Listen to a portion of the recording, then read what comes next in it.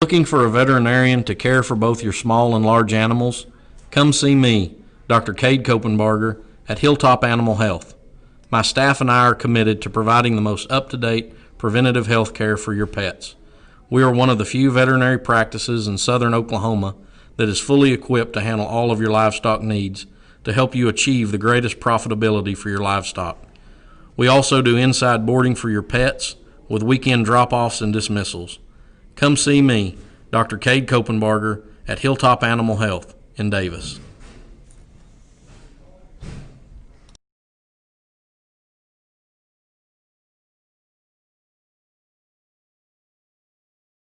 I joined the Army National Guard for multiple reasons. The first being which that I've always believed that the state of Oklahoma and the United States of America are truly exceptional on the world stage. So I wanted to do something to give back to the country and the state that's been so good to me. So one day I asked myself, if not me, who? And if not now, when? So it was at that point I decided to enlist. And the second reason being, getting my education has always been very important to me. So after doing some studying, I found the Army National Guard's college benefits were far more competitive than anything else out there. So after graduating from the University of Oklahoma, I was able to leave my college career basically debt-free. Now that I work in recruiting, I get to see people's lives change for the better by the Army National Guard on a daily basis. And people enlist for different reasons. It could be the competitive college benefits we offer, it could be a part-time paycheck, the job training we offer, or even healthcare. But regardless of why someone enlists, the fact still remains that their part-time military service has served as a stepping stone to propel their future. Physical Therapy Central offers the best physical therapy care with 2 board-certified orthopedic specialists and 1 PT who is a certified concussion and vestibular specialist.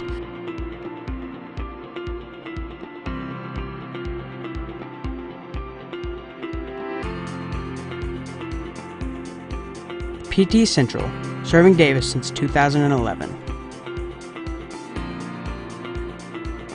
Let us get you back to work, back to play, back to life at Physical Therapy Central.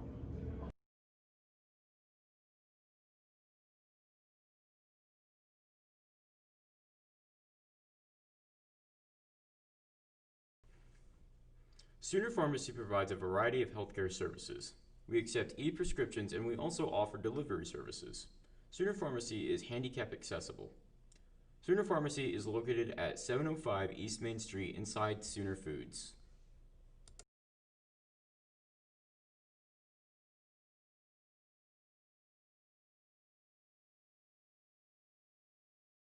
Hey, look at this. I just got totally free checking at Vision Bank. Vision Bank has free checking? Totally free. And I got a free gift when I opened my account. No monthly service charge. No. Plus I have free bill pay, free online banking, and a free instant issue debit card. And it's all free? Yes. Plus they have 3 totally free account options and 2 of them pay interest. And they have it right here at Vision Bank? Yes, at all 8 Vision Bank locations. So totally free checking at Vision Bank. Now you've got it. Get all the details and start saving today with totally free checking at Vision Bank, member FDIC.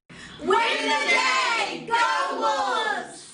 Arbuckle Mountain Fried Pies, located off I-35, exit 51 near Davis, Oklahoma, has been serving customers for more than 30 years.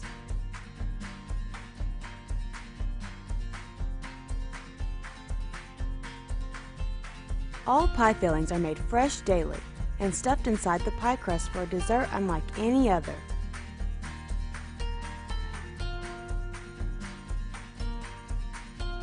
Flavors range from cream pies, fruit pies, and even breakfast pies.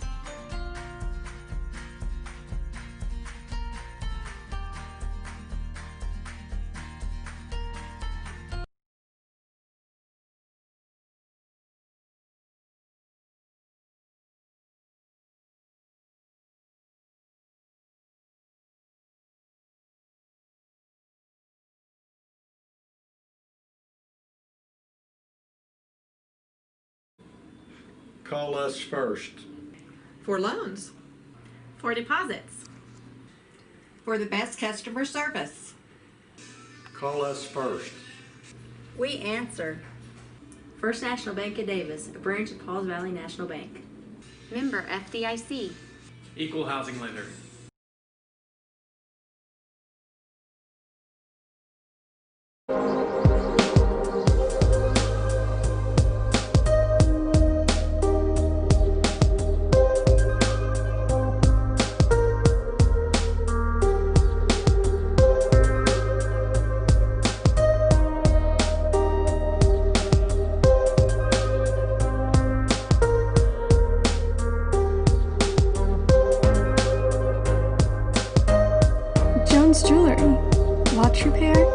custom jewelry.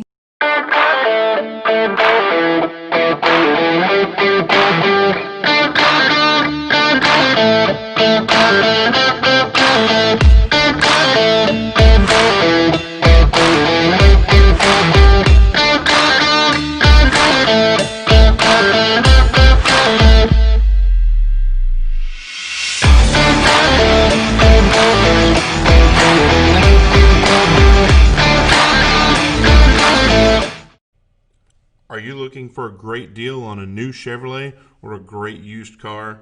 Then come on down to Mike Hellick Chevrolet, located at 1630 East Main Street in Davis. Check out our wide selection of new and used cars, visit with our friendly staff, and enjoy a no-hassle buying experience. And as always, no dock fees or ADPs. Mike Hellick Chevrolet is a proud supporter of Davis Wolves football.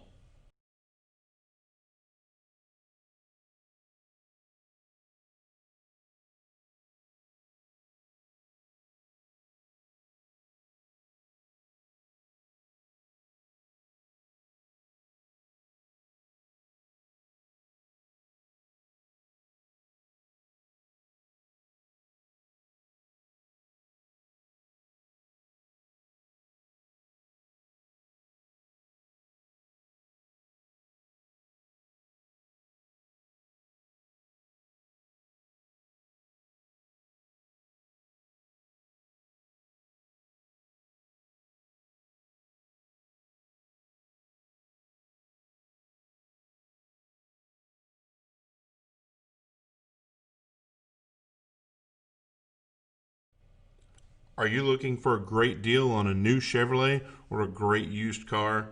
Then come on down to Mike Hellick Chevrolet. Looking for a veterinarian to care for both your small and large animals? Come see me, Dr. Cade Kopenbarger, at Hilltop Animal Health. My staff and I are committed to providing the most up-to-date preventative health care for your pets. We are one of the few veterinary practices in southern Oklahoma that is fully equipped to handle all of your livestock needs to help you achieve the greatest profitability for your livestock.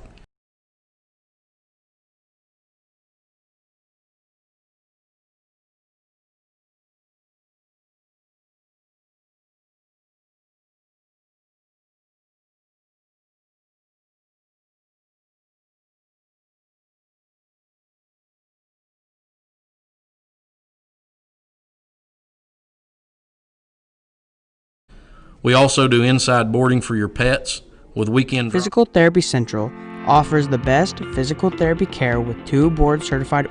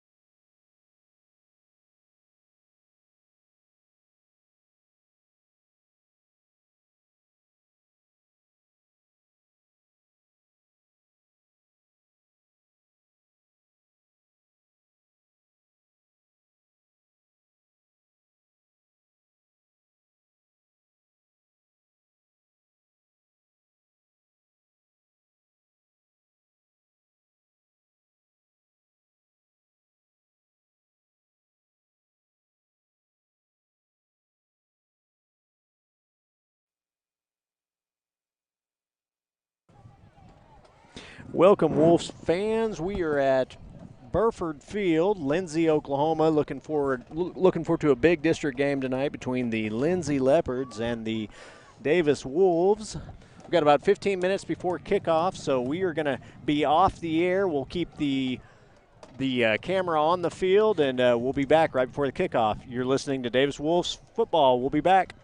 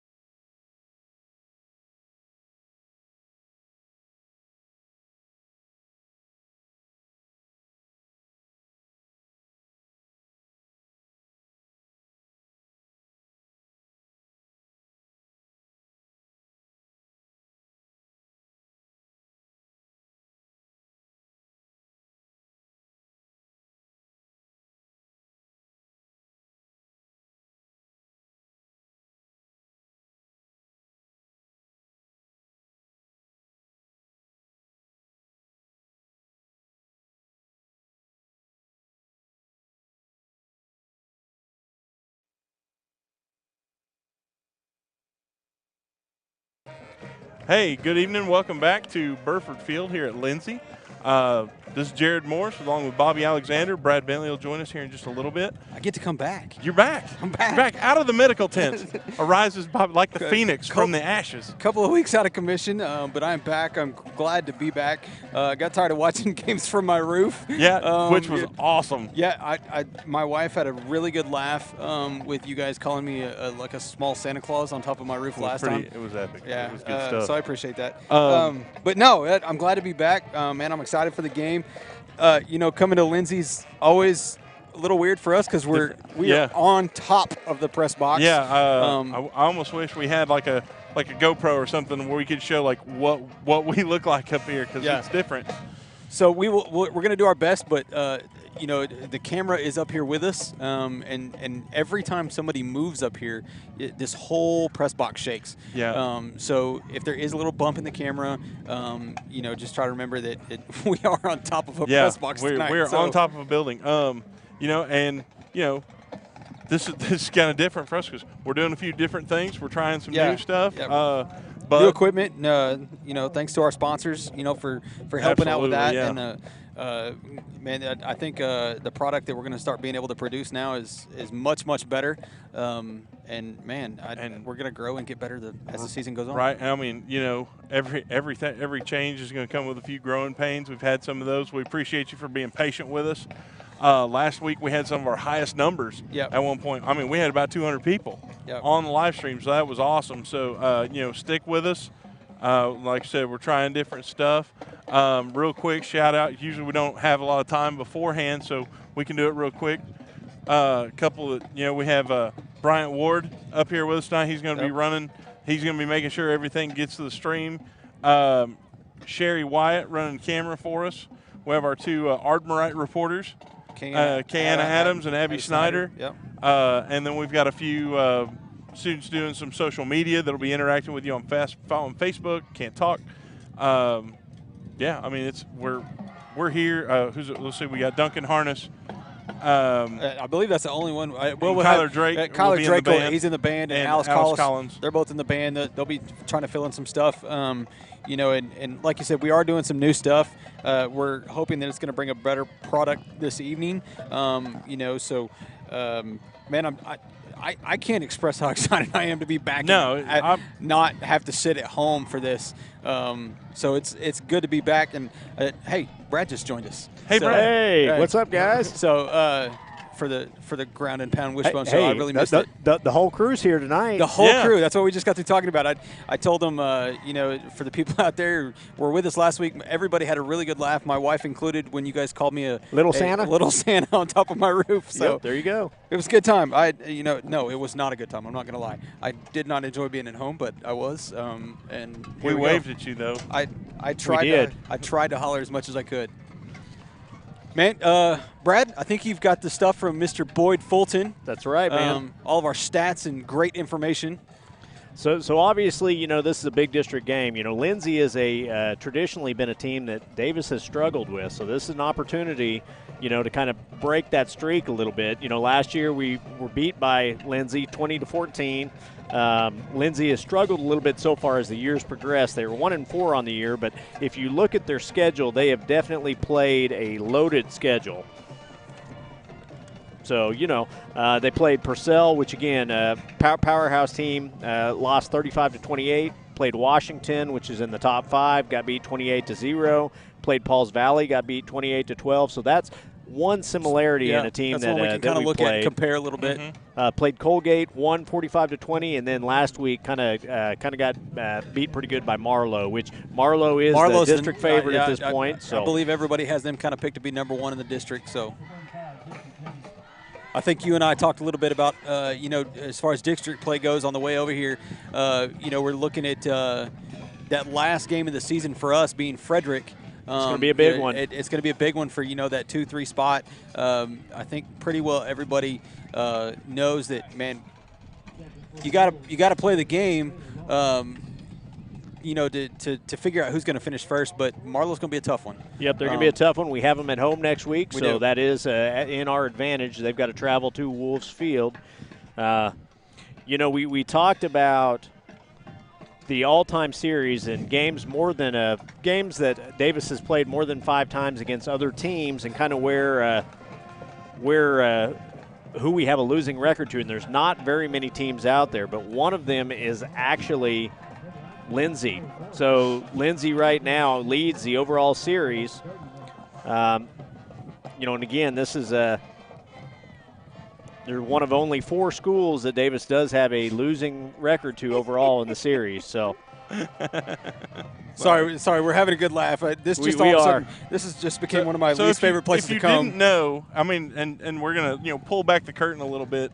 If you don't know Bobby Alexander, Bobby doesn't bleed blood like normal people. Bobby's blood type is Dr. Pepper. Well, there we go. And now they're trying to give him a Mr. Pibb transfusion. Yeah. And it's not going to work. It's not the same. I'm sorry.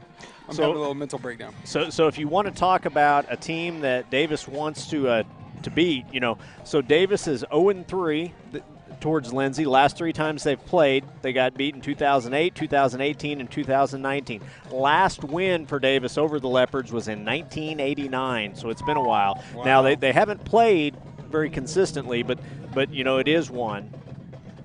And Davis has only lost 3 home playoff games, and one of them were to the Lindsay Leopards. So, again, and that was in 2008, first round of the playoffs at home. They were beat. You always talk about rivals, and I think anybody you would talk to would say that Sulphur is Davis's rival. I think that's without a doubt.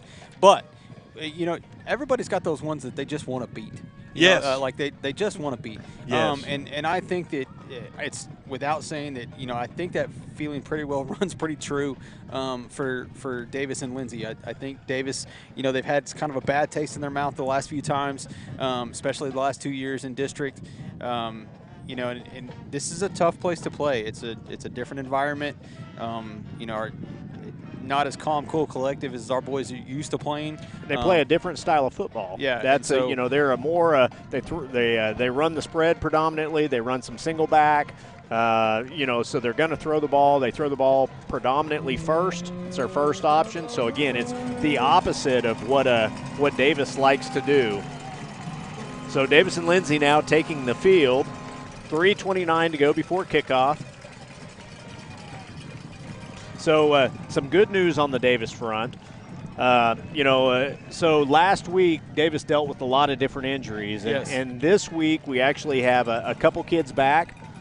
Do have Gavin Moore back playing this week. I was talking to one of the coaches earlier, and he did say ready to go. Oh, he is. I talked to his dad at the junior high game, and he said the same thing. He said it almost killed him last week having to watch. I saw him coming up the stairs on Thursday, and he's ready to hit somebody is what he told me. So I'm looking forward to it. Also, Tanner Claxton is suited out this evening. All right. So again, don't know how much we'll see him, but Lathan Dickinson. I didn't realize he was already back. Yep. So again, still coming off of that minor knee injury, but Lathan Dickinson also back. He came back last week. So yep. A couple young men that were in COVID quarantine are back as well. So again, the Wolves should be pretty healthy coming into this game for the most part compared to last week. One we don't have, who is now out for a couple of weeks, is McGahey. Is that right? Okay. Yeah, he is out tonight.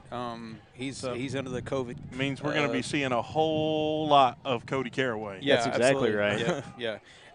Colton being the Cody speed of the Cody Caraway and Chris Himes probably a whole lot more than we usually do. Even though we see them quite a bit, they'll be picking up that slack. Yep. But that's kind of the way the Wolves operate. It's next man up. When one goes down, there is no now we're hurting. No, it's next guy's got to fill the spot. So the Wolves will kick off. Minute 43 to go before kickoff.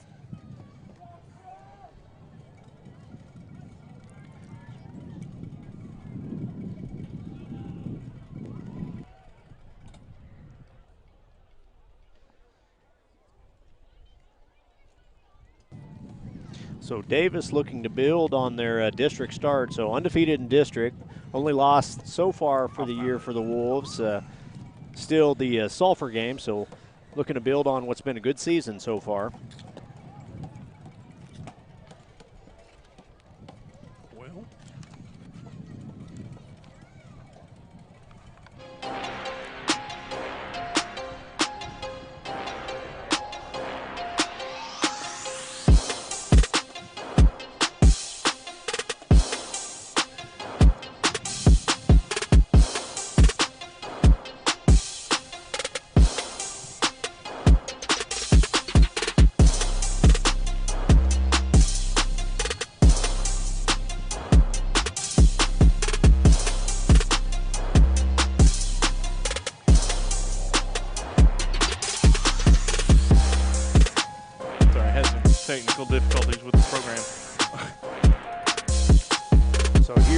kick. Kick's going to come down about the 20-yard line. It's going to be fielded. He is submarined immediately by number 8, Lathan Dickinson there. Again, nice play that time. Really limited what he could get on the return there. Number 6, Austin Hines, a sophomore, on the return for the Leopards. It looks like for Lindsay, we've got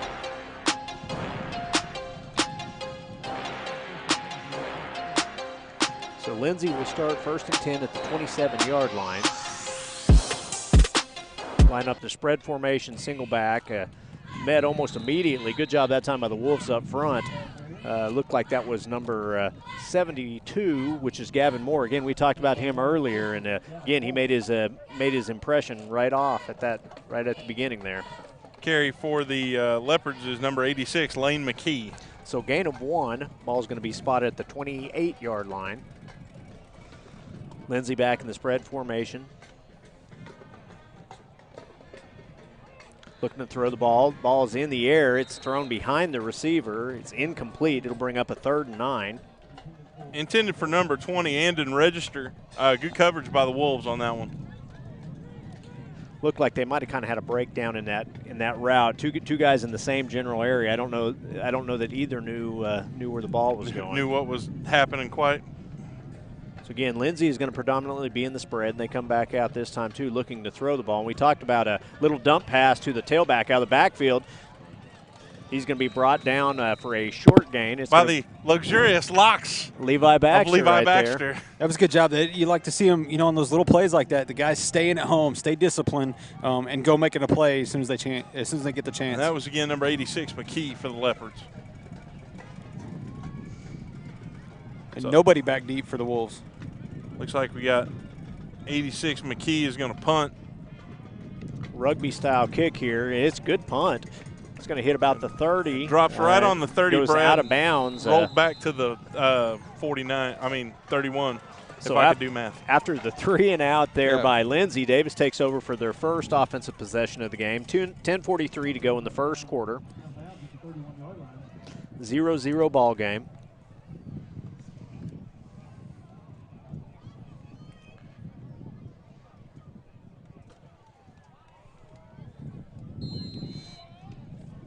So one of the things that I've seen early is that Lindsay did struggle a little bit in the run game against some of those teams, especially Pauls Valley earlier in the year. So it'll be interesting to see if the Wolves can run the ball at them.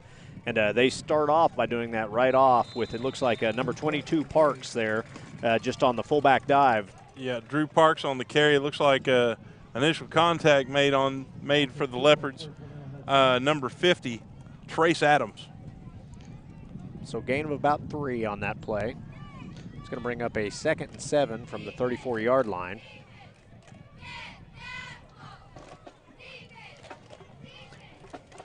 Wolves come back out in the flex bone formation, quarterback in the shotgun.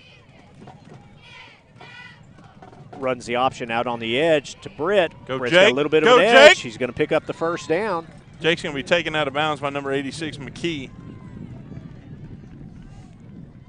See where they spotted. He went out of bounds right at the stick. It does look like they're going to mark it as a first down, so it'll be 1st and 10 now for the Wolves. Ball's going to be spotted at what looks like the 41-yard line.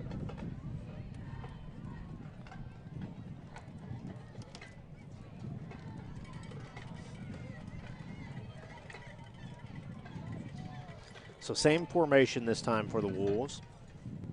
Wolves this time fake to the fullback. Quarterback just follows behind him on a lead play. Does a good job of picking up good yardage on first down. Gain of about 6 yards on that first down carry. Dulaney is going to be brought down by number 61, Dalen Mitchell. I like that follow play. The fullback, they start reading the fullback, and actually he acts as a lead blocker. Quarterback just falls in behind him, picks up what he can. So ball's going to be spotted at the 47-yard line.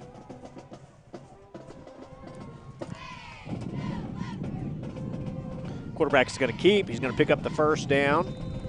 Nice run that time by Dulaney. Did a good job reading his block, picking up what he can, and gets the first down. 9:18 to go, 0-0 ball game.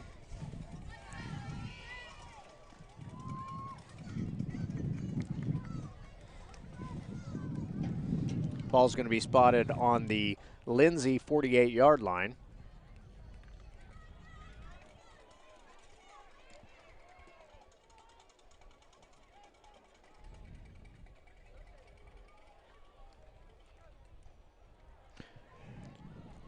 This time the little zone read there to 22 Parks played that time pretty well by the defense. He's going to be dropped for a loss. Yeah, Parks is dropped by number 20, Andon Register.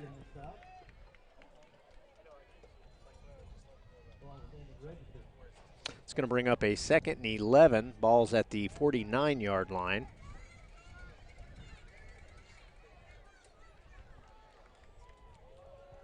So 8:23 in the first quarter, 0-0 ball game. Wolves with their return there. Both halfbacks there went into the return. It always throws me off. Okay, run out on the option to Blankenship. Blankenship makes the first guy miss. Just not a whole lot there. Played pretty well by the Lindsay defense on the edge. Got about 2 yards, Brad.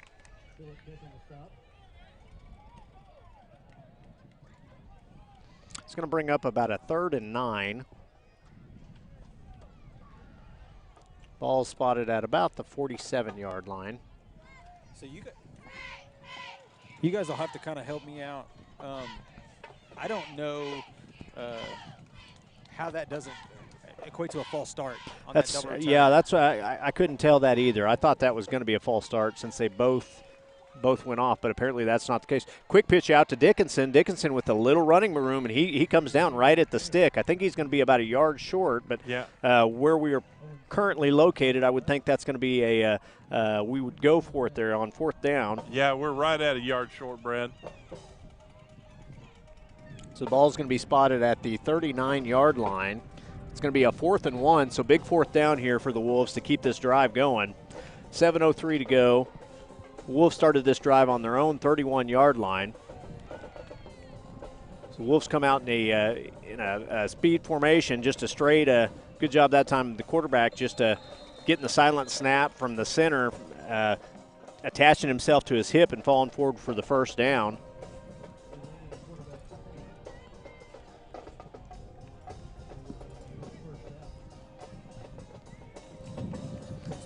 So 1st and 10 now. Ball's going to be spotted at the, what looks like the 36-yard line.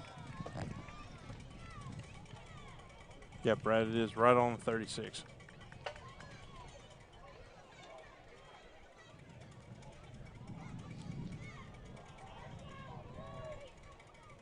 A little misdirection this time. Tailback tries to follow behind his fullback there. I think he actually tried to bounce it outside and missed the hole he there. ended up getting bottled up, Brad, and he got tackled by a whole bunch of them. It's going to be a loss on that play.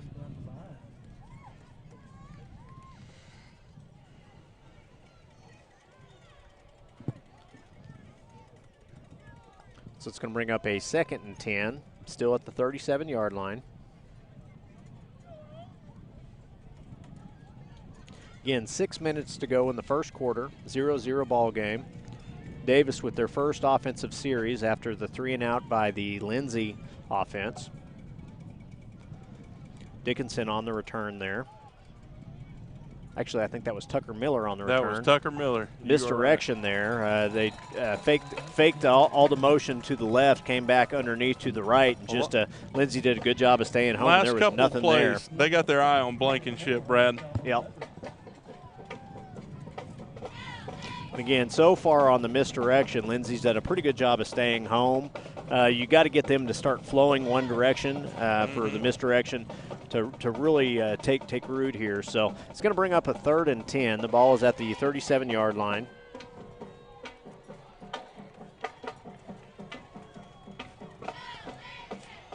Handoff goes to the fullback. This time it was Rawls in at fullback.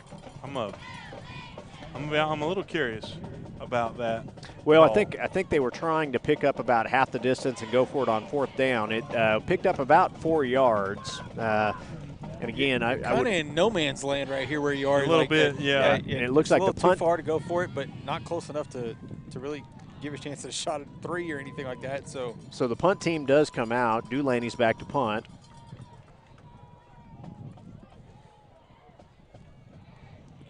And, and it is a block, but there is a flag down. The punt is blocked. It's going to be recovered by number 5, Philip Keck. So the ball is blocked. It comes down at the Lindsay 45-yard line. There is, let's see. So they did call false start on the Wolves. Okay, now correct me if I'm wrong, guys, but wouldn't a false start? Wouldn't the play stop? I don't believe so. I think the false if they deny the penalty, it's okay. So it will be after the stop by the Leopards and the block punt. Lindsay will now take over at their own 45-yard line. This is their second offensive possession. Handoff this time goes up to the front. He got met by Drew Parks in a big way. He did. That run by 86 McKee. Parks met him at the line and let him know he was there. So gain of about 3 on that. I didn't think he picked up that much, but no. So 4:04 to go in the first quarter, 0-0 ball game. Lindsay with their second offensive possession here.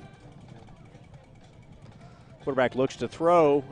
Again, complete. Looked like he was running a different route to what his quarterback threw. It was a timing route. He curled in, and the ball was not coming in. So that's going to bring up another third down now for Lindsay. This time it's going to be about a 3rd and 6 from the 49-yard line.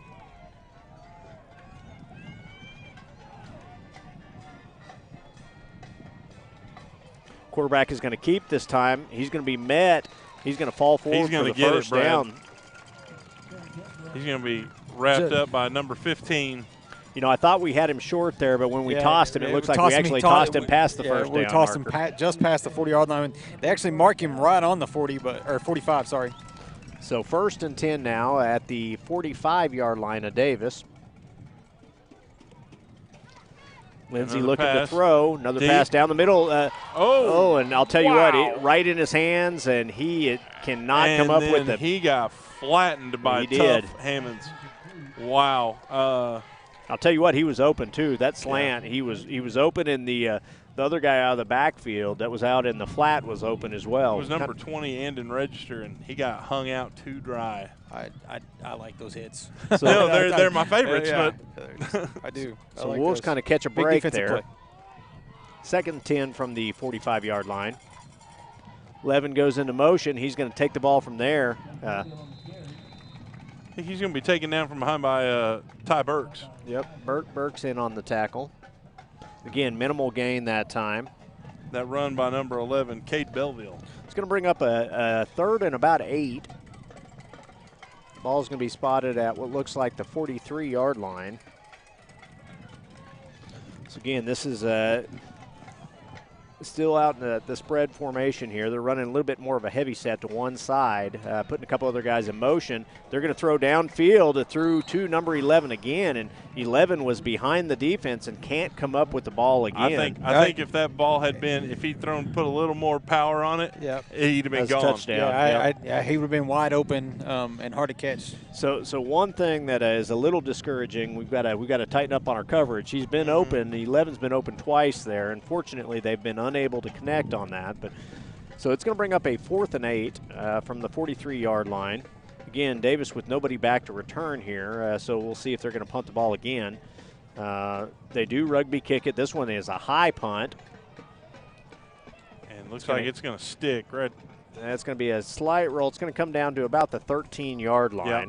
All right, good punt. 12-yard line. That's 2 good punts from that kid, so got to give him that. So Davis will take over. Davis, first possession, started at their own 31, got down to the 39 of Lindsay before the drive kind of stalled out there. So let's see if we can get something going here. Again, not great field position, so we're going to have to go on a long extended drive here. So Lindsay's passing game has been a little bit inconsistent offensively. Yeah.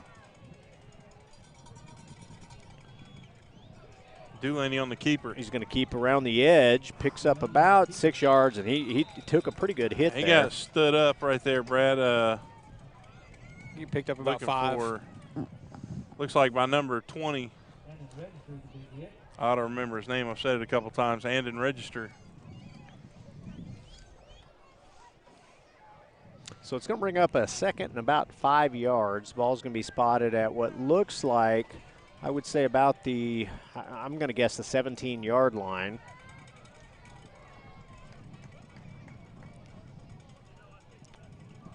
Couple different shifts here. Quarterback's going to keep on the edge. He's got a lead blocker. Good cut. Dulaney that time. Nice run. That was a good cut.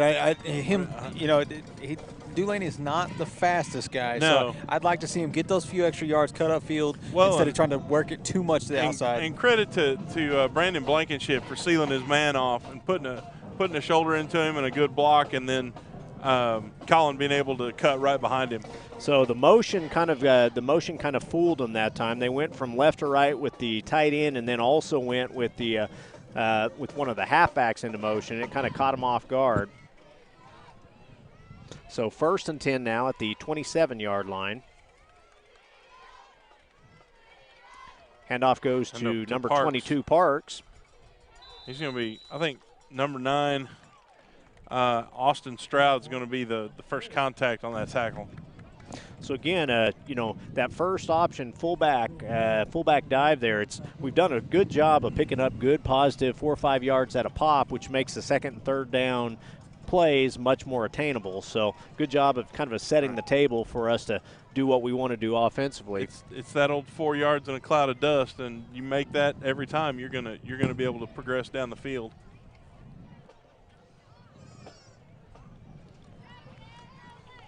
Dulaney keeps again. He's in the open field. He's Go. at the 50, Go, 40.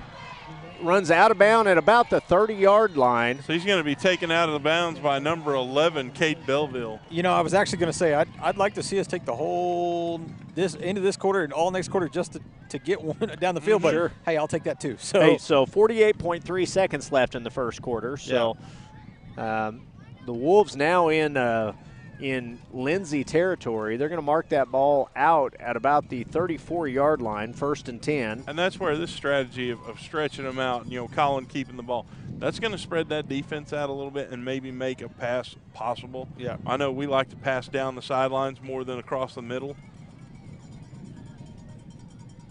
I'm just saying it could happen. Yeah, it could happen. It can. It can. We're more apt to do it this year than I have seen. So quarterback drops back to pass. He's going to throw over the middle to Caraway. Jody! So good Caraway in with the touchdown. I'll be here all week making predictions. That was a great job by Mr. Morse calling that play for Cody Caraway across the middle right before it happened. I was telepathetic. That was awesome. So Caraway again, play action pass. Everybody kind of bid on that. Caraway outruns the defense, catches the 34-yard touchdown pass. And credit to Colin for throwing up just let him run right underneath it. It was beautiful. So 6-play, 88-yard drive right there results in the touchdown, 34-yard touchdown. So back to kick now for the Wolves. Let's see who this is this week. We've kind of had some different kickers. That's Justin Eidelman back there kicking. Kick is up. Kick is low, but I think it is good. It is good. It was flat and straight. It was a good kick. So with that, the score is now 7-0. You're listening to Davis Wolves Football, the Ground and Pound Wishbone Show. We're going to take a commercial break. We'll be back.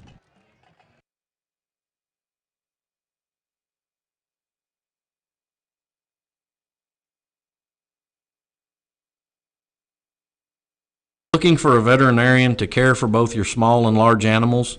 Come see me, Dr. Cade Kopenbarger, at Hilltop Animal Health.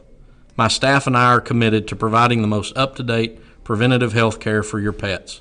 We are one of the few veterinary practices in southern Oklahoma that is fully equipped to handle all of your livestock needs to help you achieve the greatest profitability for your livestock. We also do inside boarding for your pets with weekend drop-offs and dismissals. Come see me, Dr. Cade Kopenbarger, at Hilltop Animal Health in Davis.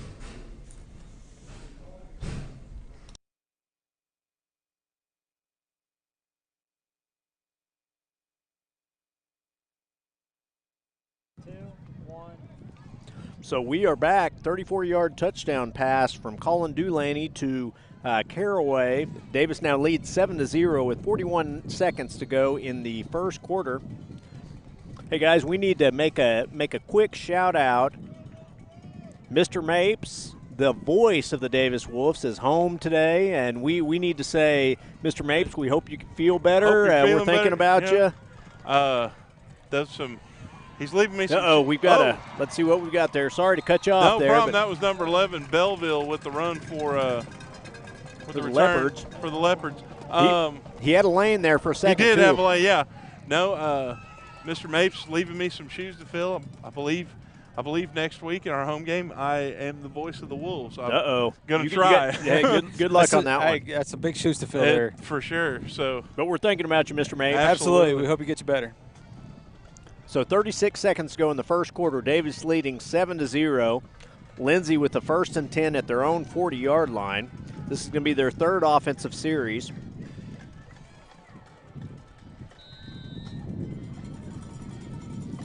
Still out in the spread formation. Handoff's going to go to the back. Met immediately up front. Good job up by the defense that time. He's going to get about a yard, Brad. Both Moore and I believe that was the 71 Wyatt Fisher, both those guys, and then the opposite Moore, all three of those guys did a good job just kind of collapsing the hole. There was nowhere to go, and that's going to be bringing up a 2nd and 9 from the 41-yard line.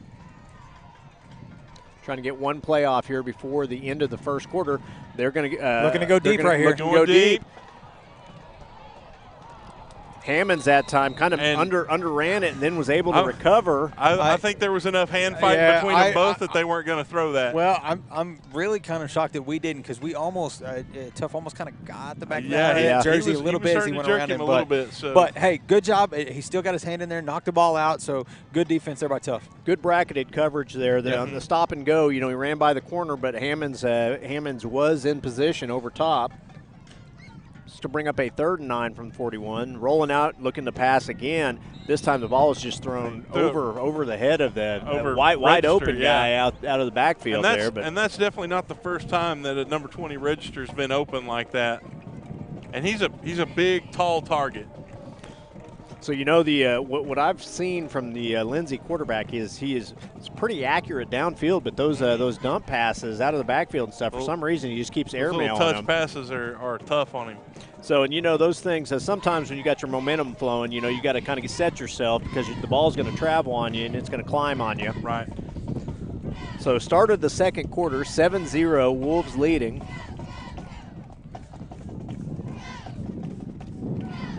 Lindsay facing a 4th and 9 from their own 41-yard line.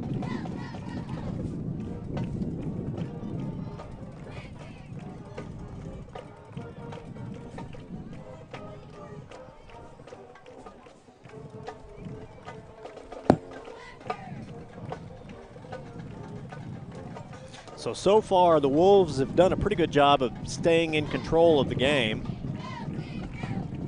Real quick shout out to the 178 people we got watching on the live stream tonight. That's good job. Thanks for sticking with us. Yeah. Hope you guys are getting a good broadcast back home. Yeah. We're using this new equipment, and I think we're doing well. So the Wolves again not back in a. I thought he was going to run it there for a second, Brad. So they're just going to let this bounce, see where it hits. Ball's going to roll down to what looks like about the 8-yard line. Got a couple good Leopard bounces there. Yeah, they're going to be right on the 8 or 9 yard line. I'm going to go out on a limb and say the reason we're not putting anybody back there is because Colton is out. So that's our homage to Colton sitting at the house. So we miss you, buddy. We hope you get back on the field pretty soon. So the hallways are definitely quieter. Yes, that is very true. So the Wolves starting at their own 8-yard line. Did a good job last time flipping the field. We need to do the same thing now. Absolutely. Both offensive series for Davis have both resulted in pretty good drive, though. A lot of plays, so been able to eat the clock, and that's what we want to do, is keep the Lindsay offense off the field. So flex formation. Delaney's going to throw the option out on the edge. Blankenship. Good job by Blankenship there, because that play looked like it was destined to, maybe get back to the line of scrimmage, maybe even lose a couple, but he ends up picking up like 3 he got 4 yards. So good job there by Blankenship. Dulaney making the right call there. The defensive end obviously is now going to read him after that last touchdown run. Corner did a good job coming up in coverage, so it's going to bring up a 2nd and 6 from the 13-yard line. 11:13 to go in the second quarter.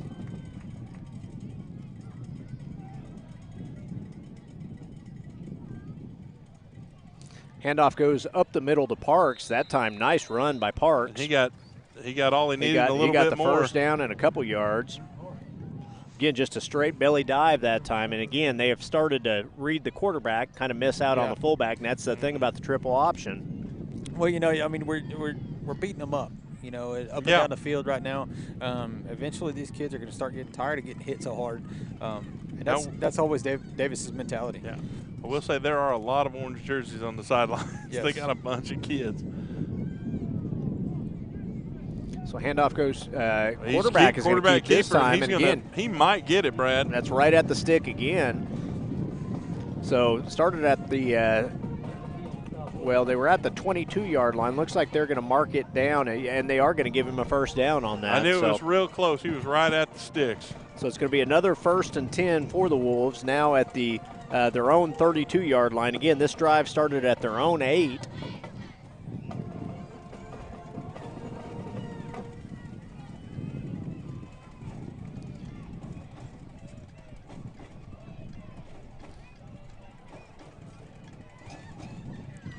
Handoff. This time to keep it. Again, wow. he's going to. Again, he's even faking us I out. bid on that one, Brad. I've got the binoculars, and I bid on it hard. So, and again, another first down there. Again, 3 consecutive first downs runs there. Yeah, it's a good job, Mr. Morse. I'm going to chalk that up as today is your birthday. You're a year older. It's getting a little harder to see that ball out there for you. It's rough. Well, we gave him binoculars. We know his eyes aren't any good anyway. They're not as good as they used to be. Wow, I appreciate that. And now it was a struggle getting up the steps. I'll just be honest. So again, the Wolves are going to come back out looking to build on this drive. Handoff goes to Parks. Parks has got another nice running lane, and I'll tell you what, looks like he got about halfway. Wolves are doing a good job blocking up front. Looks like Levi's helmet has to come off. He got to come off. Oh, look at that hair. Yeah, look at that hair. Man, it's flowing. And the wind, there is a little bit of a breeze. It's almost getting to where it's almost Potamalo-ish. See, I was thinking Fabio right there. I was waiting for him to kind of throw it over his shoulder a little bit, I'm at least going to give him a football player. They get hit by a goose. Yeah.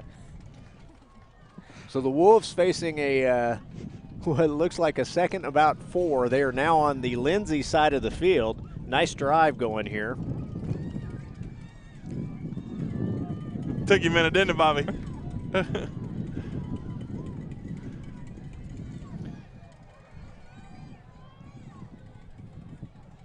High snap that time. Does a good job recovering. Nice handoff out of that, though. Gets out to Lathan Dickinson he might there, get number first 8. Down out of that, I'll tell Brad. you what, number 1, good hands by Dulaney there. So Brad, we have a viewer calling you out. Yeah. He just said that, is he talking smack? He's like 50. I only hope that whoever was calling me out is equal to me in age. Is what I'm hoping. He's a little bit younger That is Coach than you. Bill Martin calling you out. Oh, no, that's bad. Yeah. So it looks like it is going to be a 1st and 10 now at the 44-yard line.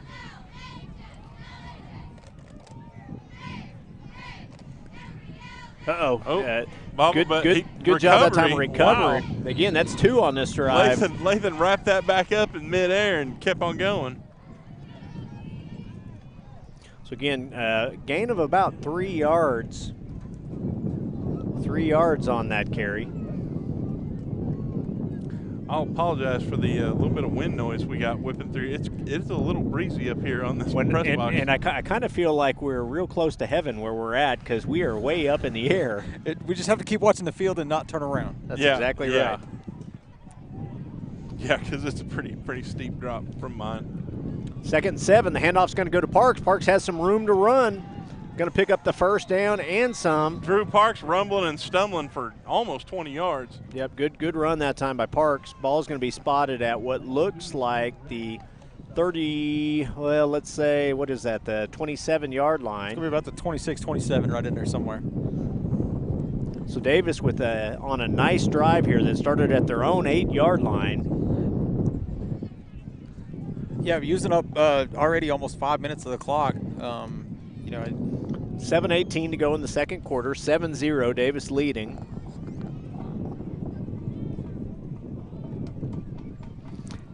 Quarterback is going to keep. Yep, fake to Rawls, kind of picks up, hits the edge there. Had a little of that read option look, and you could tell they were keying on lane, and Colin did the right thing in keeping that ball and taking off and at least getting something out of it. So they're going to give him about 3 yards on that carry, maybe 4.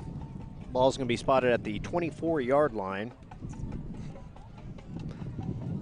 Davis creeping up on the red zone for the Lindsay Leopards.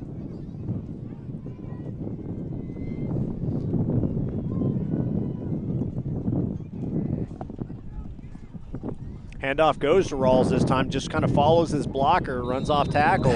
That was a very interesting handoff because I don't, looking through the glasses, it was almost like it hit Colin in the hands and he just kind of bounced it. Yep. He just bounced it to lane. So it's going to bring up a 3rd and about 3 yards here. I think this is exactly what we wanted to do. We started this long drive, eating up now 6 minutes of the clock. I don't see us getting any hurry on getting a play in here. We're going to get the ball in the second half, use up most of this clock that's left to push this last little bit into the end zone. So the ball is going to be spotted at the 20-yard line.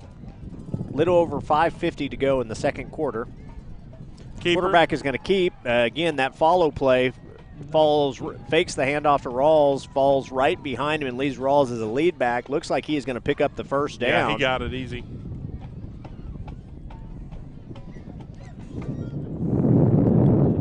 Gentlemen, that wind is swirling up here, isn't it? I don't know if you guys are getting that on the audio. That's what I just got through talking to Ward about was, hey, how much of that wind noise is coming through the feed? So we've got screens on these mics.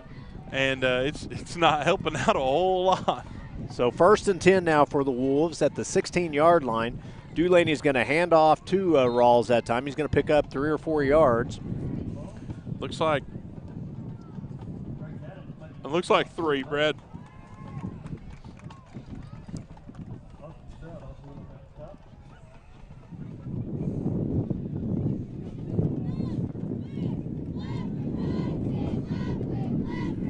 Wow.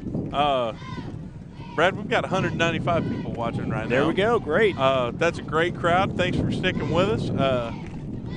Hopefully you guys are watching a great game at home here. We're looking see if we can't punch one in here. I haven't even tried to pull it up yet. So Rawls with the carry here. Falls forward, picks up what he can. Not a whole lot there, but still able to pick up a couple. It's going to bring up a 3rd and about 4. I am getting some texts from, my wife's at home watching the game for me, and then Mr. Mooring I know is checking in. Coach Bill Martin's at home watching. So, thank you for you guys texting and kind of giving us updates on how we're doing and how these kids are doing. Supposedly the wind's not too bad on the feed, but good. Man, it sounds bad up here. Yeah, it does. 3rd and 4 from the 10-yard line.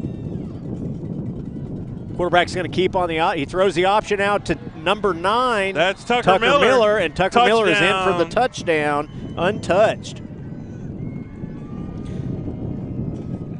So Lindsay selling out there to stop the quarterback. Quarterback hit the option there out on the edge, and there was nobody there. It's kind of like what we had with the last touchdown. They're watching him, and they know, he's a threat. He's made a big 30-yard run, so they're going to start keying on him. That's going to open up a few other Wolves. So 10-yard touchdown run. Justin Eidelman back to kick the extra point.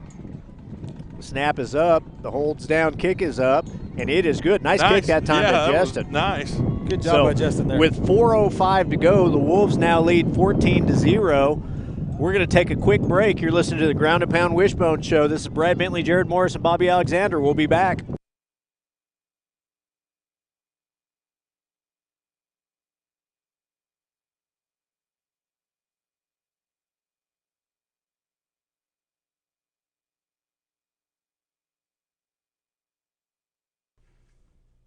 Sooner Pharmacy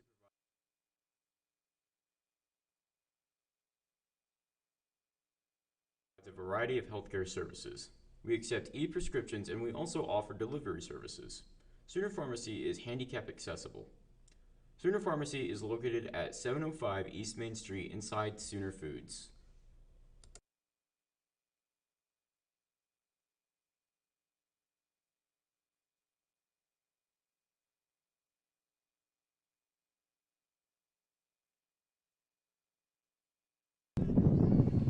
So we are back, 4:05 to go in the second quarter. Davis now leading 14-0 over the Leopards. Again, nice drive. That last touchdown drive by the Wolves. Tucker Miller in with the 10-yard touchdown run, but that drive started at their own 8-yard line, so 92 yards on that drive. It looks like that was a 16-play drive, so you talk about ones that will eat the clock and absolutely do what you need to do. We'll that did it. That.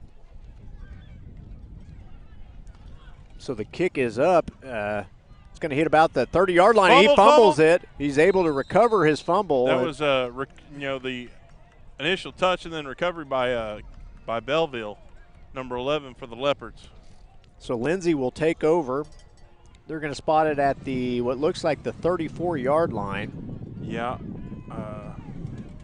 Waiting to see that. Yeah, it is. It is right on the 34, Brad.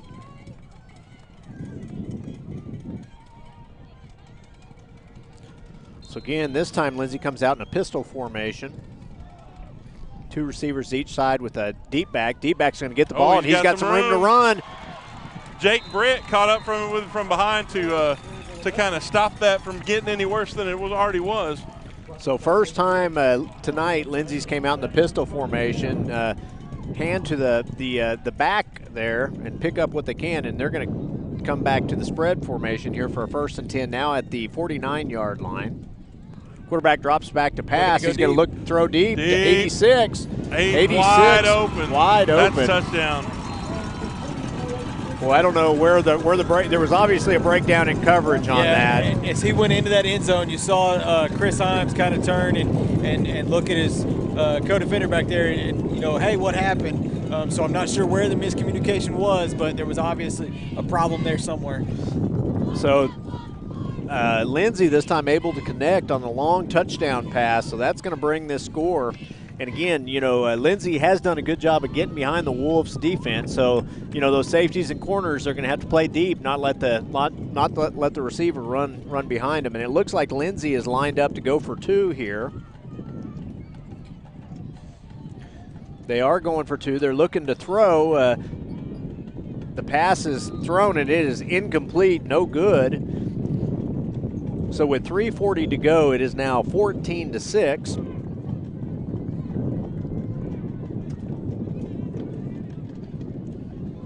So we will stay right here. So 3:40 to go in the second quarter, 14-6. Davis currently leading.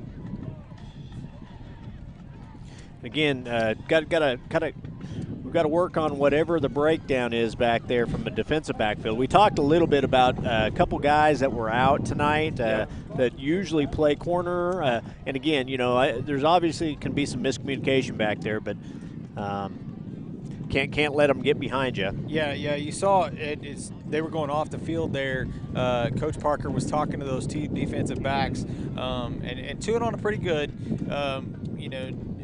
telling them, probably that, hey, you can't let that guy behind you. We've done that over and over again in this game already, and that's just something. This is a big play team. They're looking to throw the ball deep, and we can't let them have those big plays like that. So 3:40 to go in the first half. Lindsay to kick off. Again, Davis will receive the ball coming out of half as well. So like to see a good drive right here that results in some points, then come back with the ball.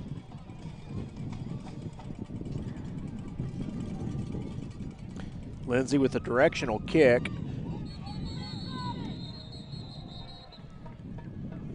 So it looked like somebody fair caught it, but then the other gentleman actually caught the ball, so it's going to be spotted right there. So 1st and 10 now for the Wolves.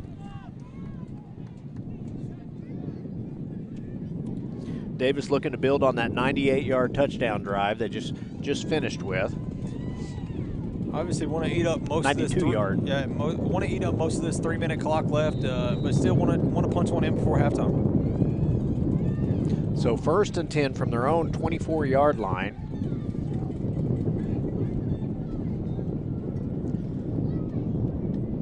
Davis under center this time in the flex bone formation. Handoff goes to the up back. Again, that was number 22 Parks again on the carry. Nice first down run for about 6 yards.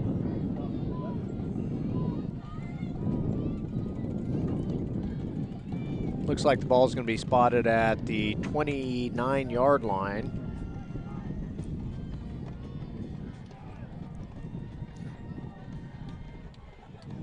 Dulaney back under center. He looks to throw the ball.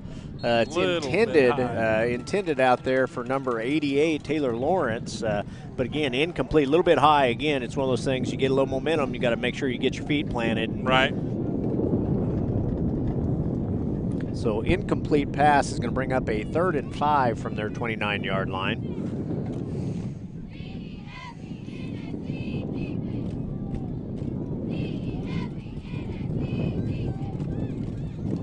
Dulaney back under center. Dulaney's going to hand off keeper. This time. He's going to hand off. Oh, you're right. It was a keeper again. Look, I thought Parks had the ball, and it's these old eyes, Brad. They worked for that time. That's right. So it's going to bring up a 4th down in what will probably be a punting situation. Yeah. 2:45 to go in the first half. I mean, I kind of hate to give them the ball back with that much time, but I don't want to give it to them right there. So. Yep. No. You know, after the first punt attempt was blocked, you know, we'll have to get rid of the ball a little bit quicker this time. Looks like they're going to wait for that clock to roll pretty much all the way down, that play clock. Yep, Get as far down as they can. So here comes the punt team. Dulaney back to punt.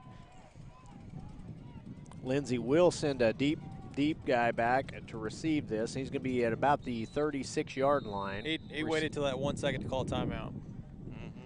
So with that timeout, we will also take a timeout. You're watching Davis Wolves football. This is the Ground and Pound Wishbone Show. We'll be back. Hey, look at this. I just got totally free.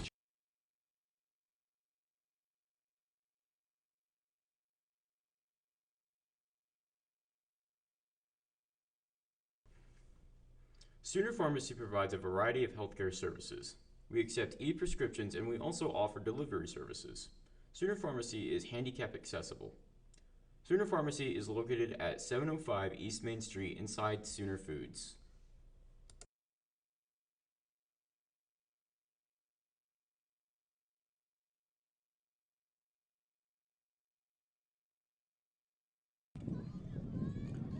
So we are back, fourth and what looks like about 3 yards. It looks like it's going to be a punting situation. Dulaney back to punt. He's positioned at about his own or the Davis 20-yard line. High snap. He does get the ball off. It's going to be a short punt, but a nice roll. It's going to roll down to what looks like about the. And I don't know if he touched that or not. That was close. I don't know. He seemed to think he did. Yeah. So ball's going to come to a stop at what looks like about the 34-yard line. So Lindsay will take over at the 34. Again, 1:57 to go before halftime. Expect to see Lindsay putting the ball up in the air again. Kind of testing that deep secondary for the Wolves. Had some opportunities to go deep over the top. So Lindsay back in the pistol formation. They fake the handoff to the tailback. Quarterback is going to keep, cuts back across field, and he is a drop for a nice tackle that time by Tucker Miller. Right there, caught him in the open field and hung on tight. So it's going to be a gain of about 1. Again, that clock continues to tick. Lindsay out in the spread formation now. Drops back to pass, looking to throw the ball downfield. He's pointing downfield to get it. He's got a little room to run. He's actually cut back a couple times, still on his feet, making a bunch of guys miss. picks up the first down. Somebody said the ball is on the ground, but I think he was already down. Let's see. No, it was on the ground. Davis takes over. So the fumble that time on the quarterback run, the Wolves will take over. Now, that run was number 3, Taryn Kessler, and I got to give that young man credit. He was making things happen that were not there. And his line was blocking for him. Well, Wolves just couldn't get a hold of him. Looked like he ran 100 yards back and forth across the field. He ran 100 yards to go 3. It was crazy. But so Wolves will take over on the Lindsay side of the field. Ball's going to be spotted at the 46-yard line. Minute 15 to go before halftime. Lindsay in on the blitz. Quarterback is going to run out on the edge and options to Blankenship. Blankenship's going to pick up the first down. A good read by Colin to pitch it out to Brandon. Waited to see what the defensive end was going to do if he'd commit. Pitch the ball, brings up a 1st and 10. Again, a minute 4 to go before halftime. 14-6 ball game. Wolves trying to put one in right before halftime here. Quarterback's going to run the option again. This time Dulaney is going to keep. He's going to pick up about 9 yards. Little under a minute to go. That clock continues to tick. So bring up a 2nd and 1. You know, I mean, and I know they don't really want to do it this way, but even to get Justin just close enough. Yep, so we're going to have to 32 seconds go before halftime. Wolves at what looks like it's the 35-yard line. Dulaney back to pass. And again, he is going to be dropped for a sack. And I wonder if Coach Parker's not just going to let this go out now. So only one guy, Wolves that time in a max protection formation, unfortunately still give up the sack. Only one guy out in a route. And that sack made by number 52 for the Leopards, Axel Stevens, and he's a big kid. So 18.2 seconds to go in the first half, 14-6, the Wolves lead. It's been a pretty quick first half. It has. Not even 1 hour. So, you know, other than the one big play by the Leopards, been played pretty well by the Wolves. Wolves been in control most of the game. Pretty well dominated by the first half, you know, by the Wolves. Like you said, just that one big play. Now we gave up a couple of chances for big plays. They were unable to connect. Unable to connect on them. Yep. But so I do think we got to play a little better defense on those deep balls. But that one, you take away that one play, and all of a sudden this whole game is just completely overrun by Davis right now.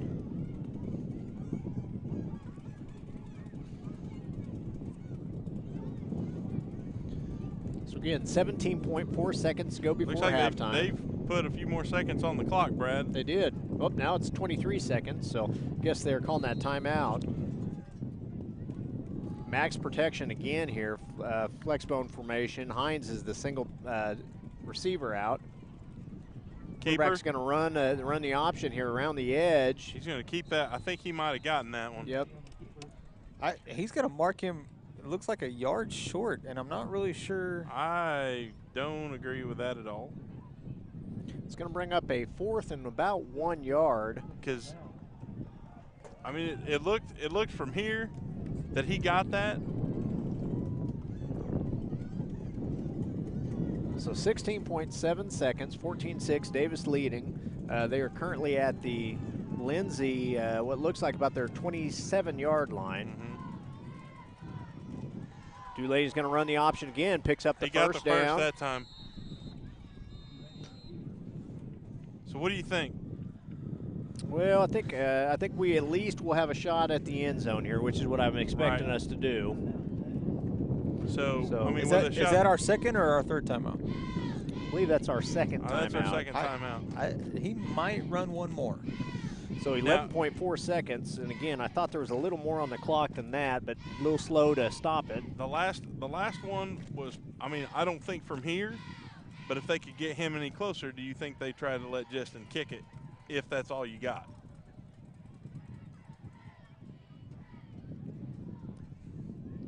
Ward's trying to take care of you there, Brad. Appreciate that.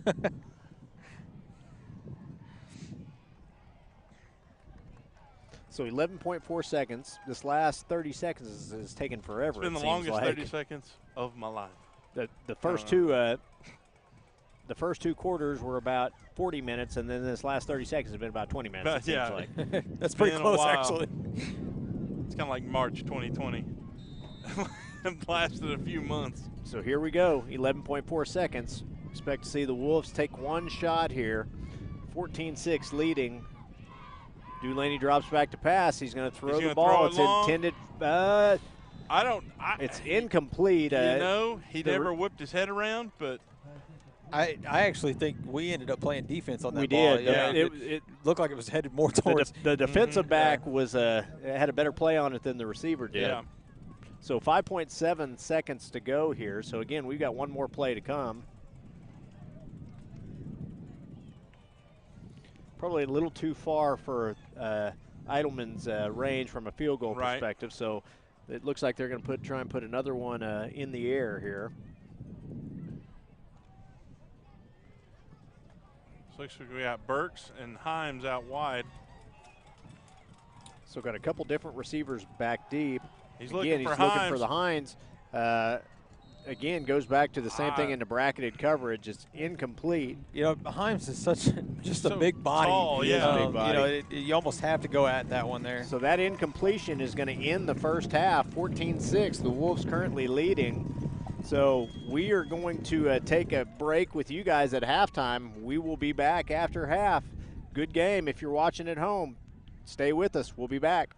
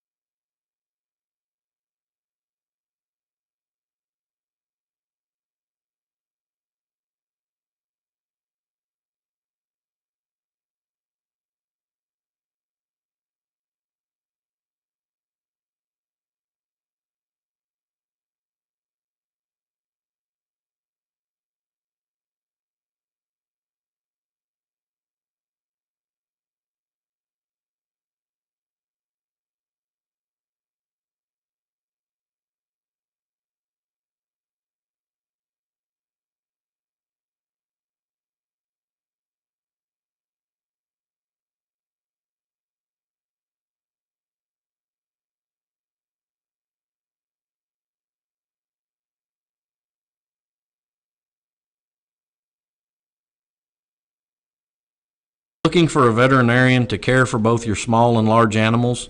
Come see me, Dr. Cade Kopenbarger, at Hilltop Animal Health. My staff and I are committed to providing the most up-to-date preventative health care for your pets. We are one of the few veterinary practices in southern Oklahoma that is fully equipped to handle all of your livestock needs to help you achieve the greatest profitability for your livestock. We also do inside boarding for your pets with weekend drop-offs and dismissals. Come see me, Dr. Cade Kopenbarger, at Hilltop Animal Health in Davis.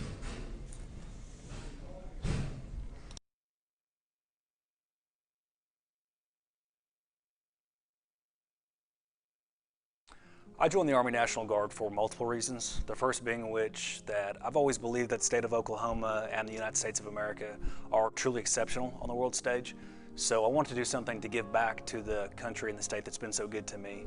So one day I asked myself, if not me, who? And if not now, when? So it was at that point I decided to enlist. And the second reason being, getting my education has always been very important to me. So after doing some studying, I found the Army National Guard's college benefits were far more competitive than anything else out there. So after graduating from the University of Oklahoma, I was able to leave my college career basically debt-free. Now that I work in recruiting, I get to see people's lives change for the better by the Army National Guard on a daily basis. And people enlist for different reasons. It could be the competitive college benefits we offer, it could be a part-time paycheck, the job training we offer, or even healthcare. But regardless of why someone enlists, the fact still remains that their part-time military service has served as a stepping stone to propel their future. Physical Therapy Central offers the best physical therapy care with 2 board-certified orthopedic specialists and 1 PT who is a certified concussion and vestibular specialist.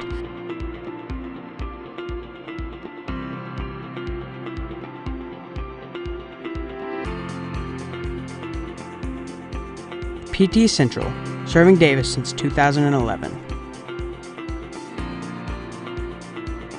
Let us get you back to work, back to play, back to life at Physical Therapy Central.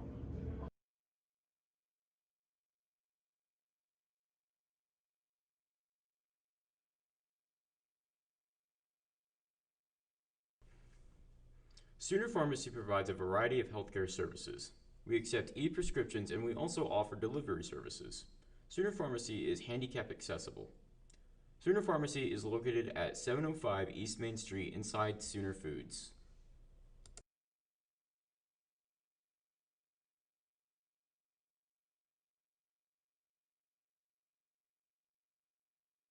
Hey, look at this. I just got totally free checking at Vision Bank. Vision Bank has free checking? Totally free. And I got a free gift when I opened my account. No monthly service charge. No. Plus I have free bill pay, free online banking, and a free instant issue debit card. And it's all free. Yes. Plus they have 3 totally free account options and 2 of them pay interest. And they have it right here at Vision Bank. Yes, at all 8 Vision Bank locations. So totally free checking at Vision Bank. Now you've got it. Get all the details and start saving today with totally free checking at Vision Bank, member FDIC. Win the day! Go Wolves! Arbuckle Mountain Fried Pies, located off I-35, exit 51 near Davis, Oklahoma, has been serving customers for more than 30 years.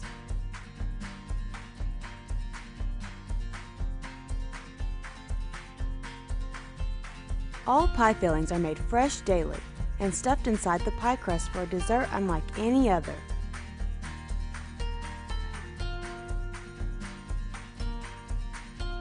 Flavors range from cream pies, fruit pies, and even breakfast pies.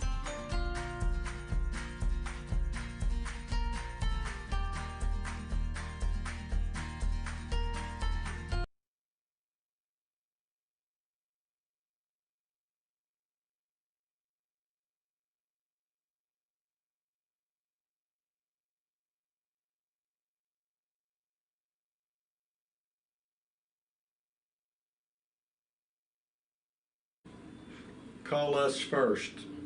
For loans. For deposits. For the best customer service.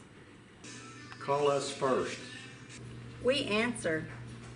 First National Bank of Davis, a branch of Pauls Valley National Bank. Member FDIC. Equal housing lender.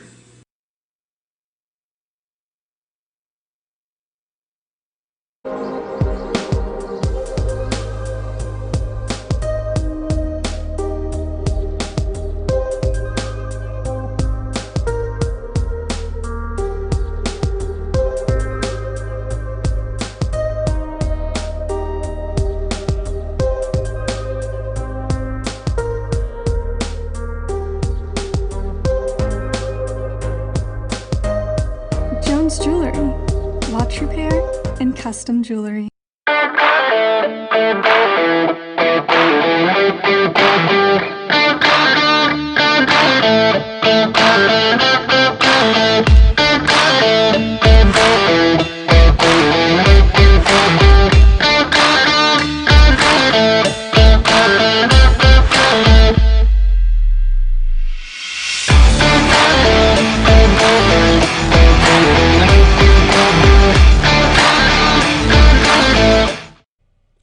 Are you looking for a great deal on a new Chevrolet or a great used car? Then come on down to Mike Hellick Chevrolet, located at 1630 East Main Street in Davis. Check out our wide selection of new and used cars, visit with our friendly staff, and enjoy a no-hassle buying experience. And as always, no dock fees or ADPs. Mike Hellick Chevrolet is a proud supporter of Davis Wolves football.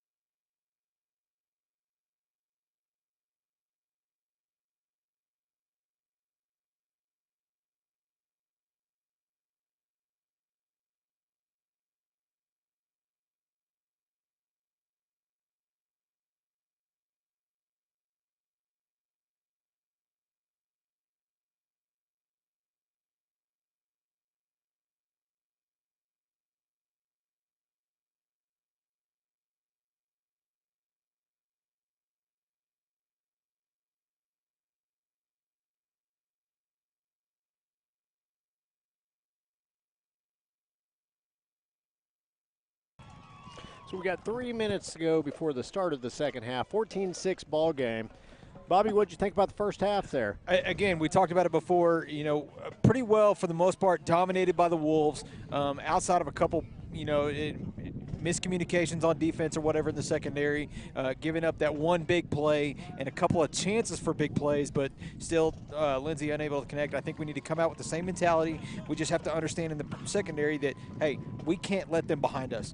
We have to keep them in front and almost play that home run ball. Go get it, knock it down, whatever we got to do.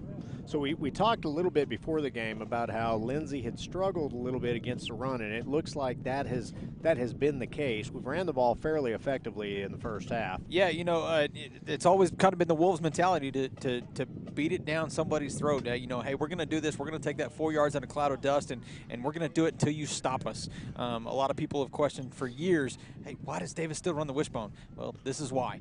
Because we're going to run it down your throat until you can't take it anymore, and then we're going to break stuff wide open, which is exactly what you saw in that first half.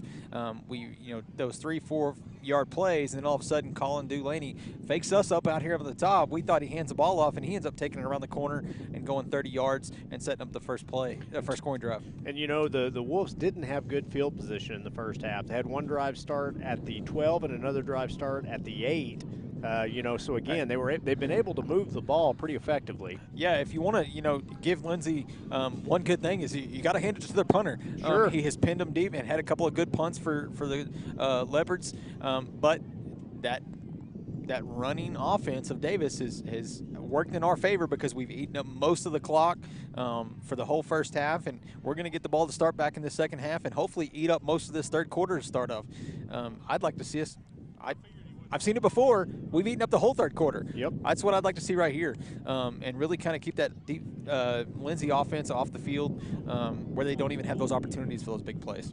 So there at the end of the first half there, we ended up running a little bit low on the clock where we had to throw the ball a little bit more. And again, that's although we are much more effective throwing the ball, that's still not our MO. You know, what we really made our bread and butter from early in the game was running the ball, and I think you're going to see a lot more of that in the second half. Yeah, you know, anytime you're up in a game, it becomes a ball control game. We keep the ball on our side of the field or with us. That takes their best part out of them. You know, and no, we don't throw the ball very often, and especially when we're getting these 3 and 4 yards per carry. Hey, you get 4 downs for a reason. Use all 4 of them. I'm excited to see what they come out here to do in the second half. I would like to see that secondary, you know, step up a little bit. Don't let those big plays happen. And I think we're in control right now. We just got to keep it going. So 13 seconds to go before the start of the second half. I see the Wolves making their way down here. They're making the Baton Death March, it looks like, because they are a long ways away from the field where their dressing room is. So I will bet we get a couple more minutes added to the clock here before the kickoff here. So again, just added 3 more minutes to the clock. The Wolves leading 14-6. They will receive the ball in the second half.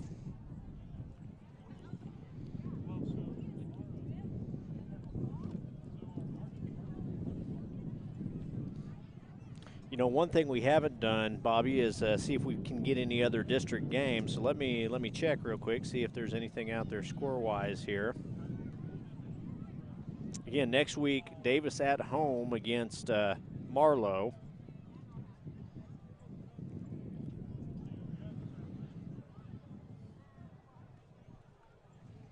So again, looking for some 2A4 games. Marlowe leading Colgate 41-0 at half. Again, that Marlowe team is they're a powerhouse. So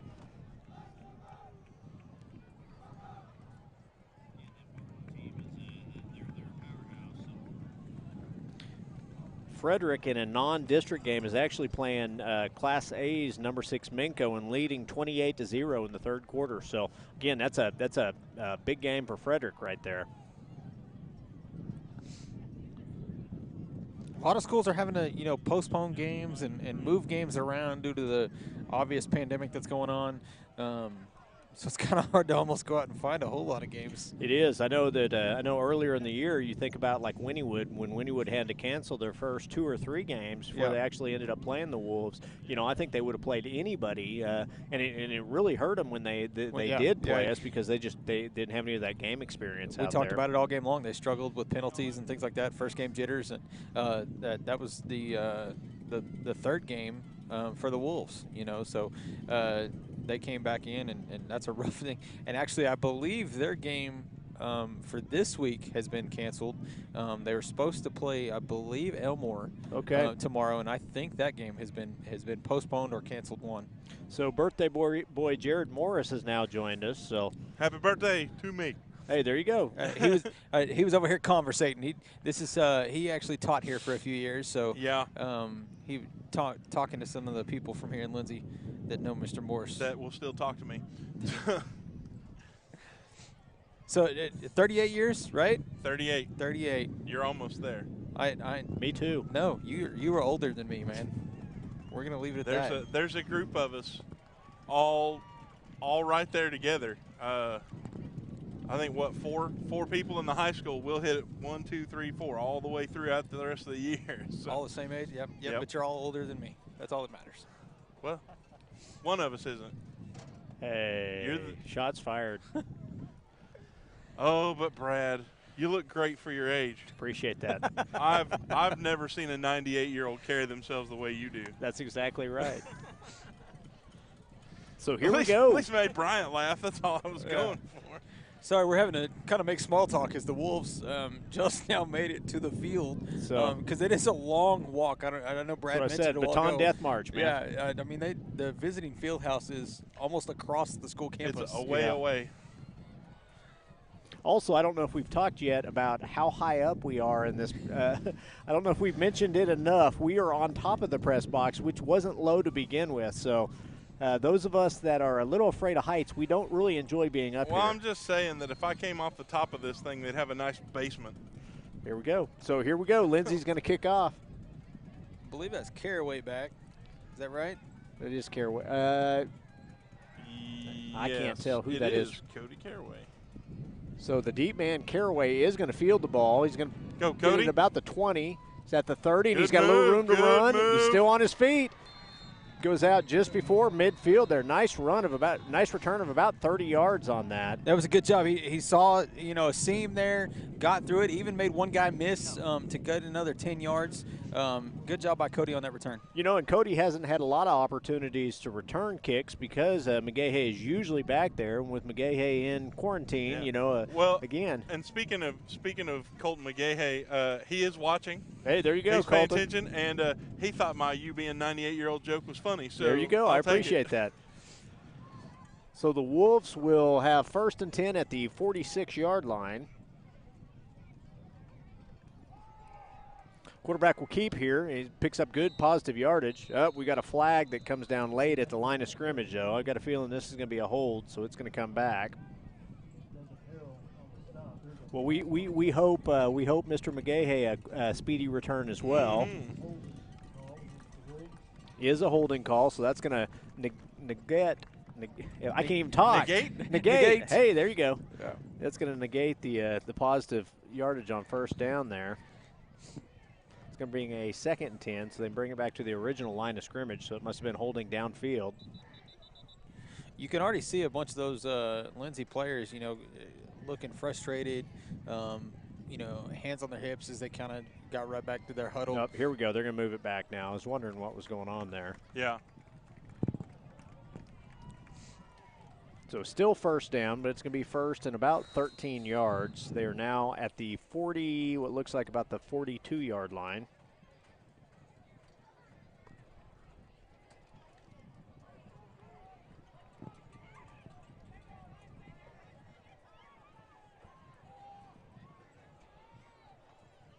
Handoff this time to the upback. Ball, I thought, was fumbled there. Let's see what they call. No, I think he got it. Again, I did see the ball come out. Parks on the carry. Lindsay is arguing that they came up with the ball. The officials are going to meet on this, so I don't know. Maybe the replay would show something better, but I couldn't tell. It looked like I thought he had lost the ball when he was still running, but yeah. And I didn't see it come out, so I don't know if it was definitive enough. Wave it off. Oh, they are going to give Lindsay the ball after the fumble. So Lindsay will take over on the Davis side of the field at the 42-yard line after the Davis fumble. 11-10 to go in the 3rd quarter. Davis leading 14-6. Lindsay back out in the pistol formation. Handoff goes to the running back. He's got some room to run. Still on his feet. He's at the 30. He's at the 20. One guy to beat. And he is brought down at about the 5-yard line. By Lathan Dickinson. No, well, it's that 8 and 9 that's going to mess me up again. That was Tucker Miller. So about a 30-yard run there on a 1st down. It's now within the Davis red zone. Ball's going to be spotted at the 5-yard line. Davis's defense needs to pick it up here. They did not come out with a lot of enthusiasm, it looks like, here in the 2nd half. It only took Lindsay a minute to get down here. So they're going to have to tighten up, get the ball back.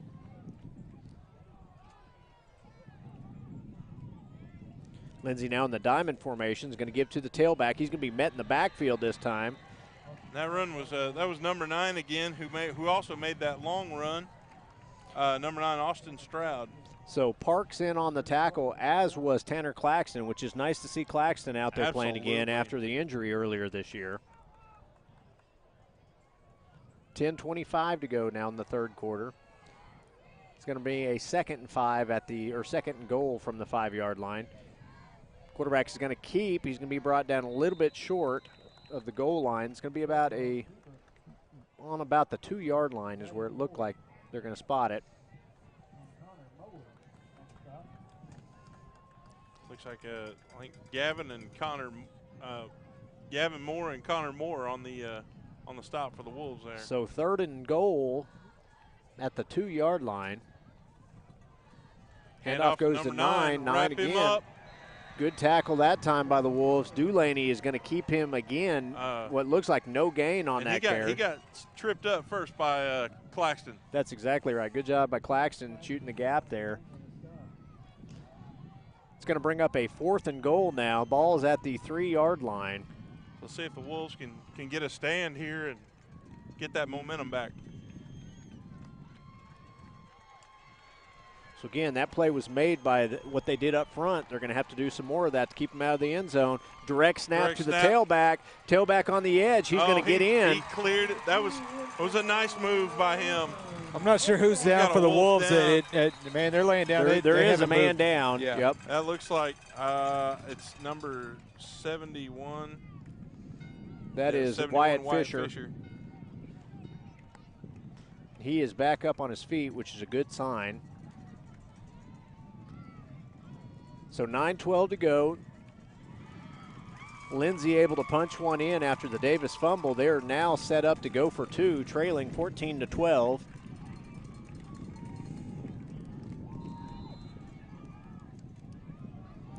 Back in the spread formation here for the Leopards. Leopards are going to do a quick pitch on the edge. Defense does a good job that time. Stays home, stops him short, and it's going to be 14-12 Davis. So with that, we will take a quick break. You're listening to the Ground and Pound Wishbone Show. We'll be back.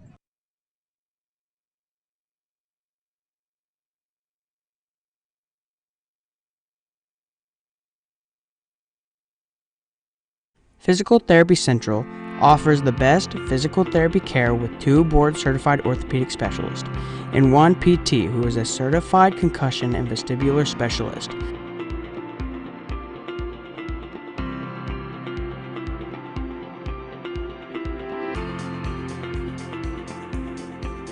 PT Central, serving Davis since 2011. Let us get you back to work, back to play, back to life at Physical Therapy Central.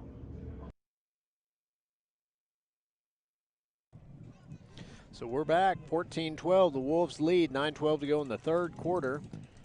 Lindsay able to score after the long run by the tailback, 30-yard run, and then able to punch it in, missed the 2-point conversion, so the Wolves lead 14-12. Caraway back deep to receive this kick. Well, let's kind of get a repeat of that last return he made, and we'll hang on to the ball this time. So started good field position there, but the fumble negates that good field position, and we gave them a short field, and they're able to connect on it. So the ball is actually fielded, that looks like by Blankenship. Blankenship's cutting back. Good run this time by Blankenship. It's going to come down about the 42-yard line. Another, good field position again for the Wolves.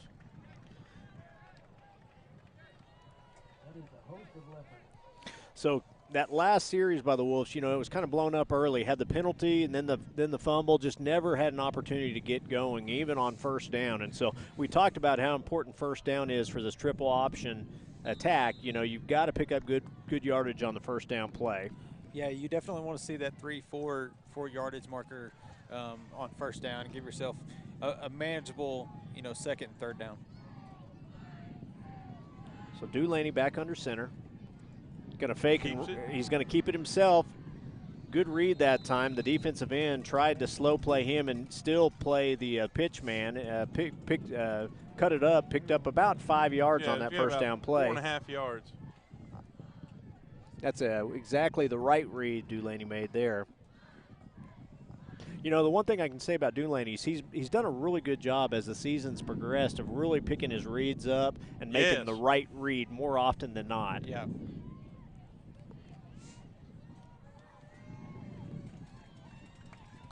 So 2nd and 6 at the 46-yard line. Dulaney's going to keep on the edge again. This time played well. Lindsay staying home that time. Didn't chase the fullback. Followed him the whole way. They were going to key on Lane, and they did not. So no gain on that play, or a gain of 1. Ball's at the 47-yard line, so that's going to bring up a 3rd and 5.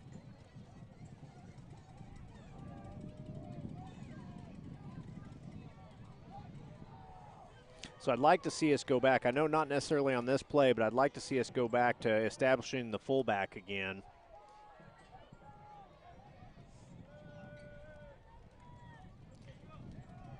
And this time they do exactly what I said, and then he just went for a first down. Yeah, that's a good job by Lane, lowering his shoulder, just plowing his way through there, hammering his way through there. There you go.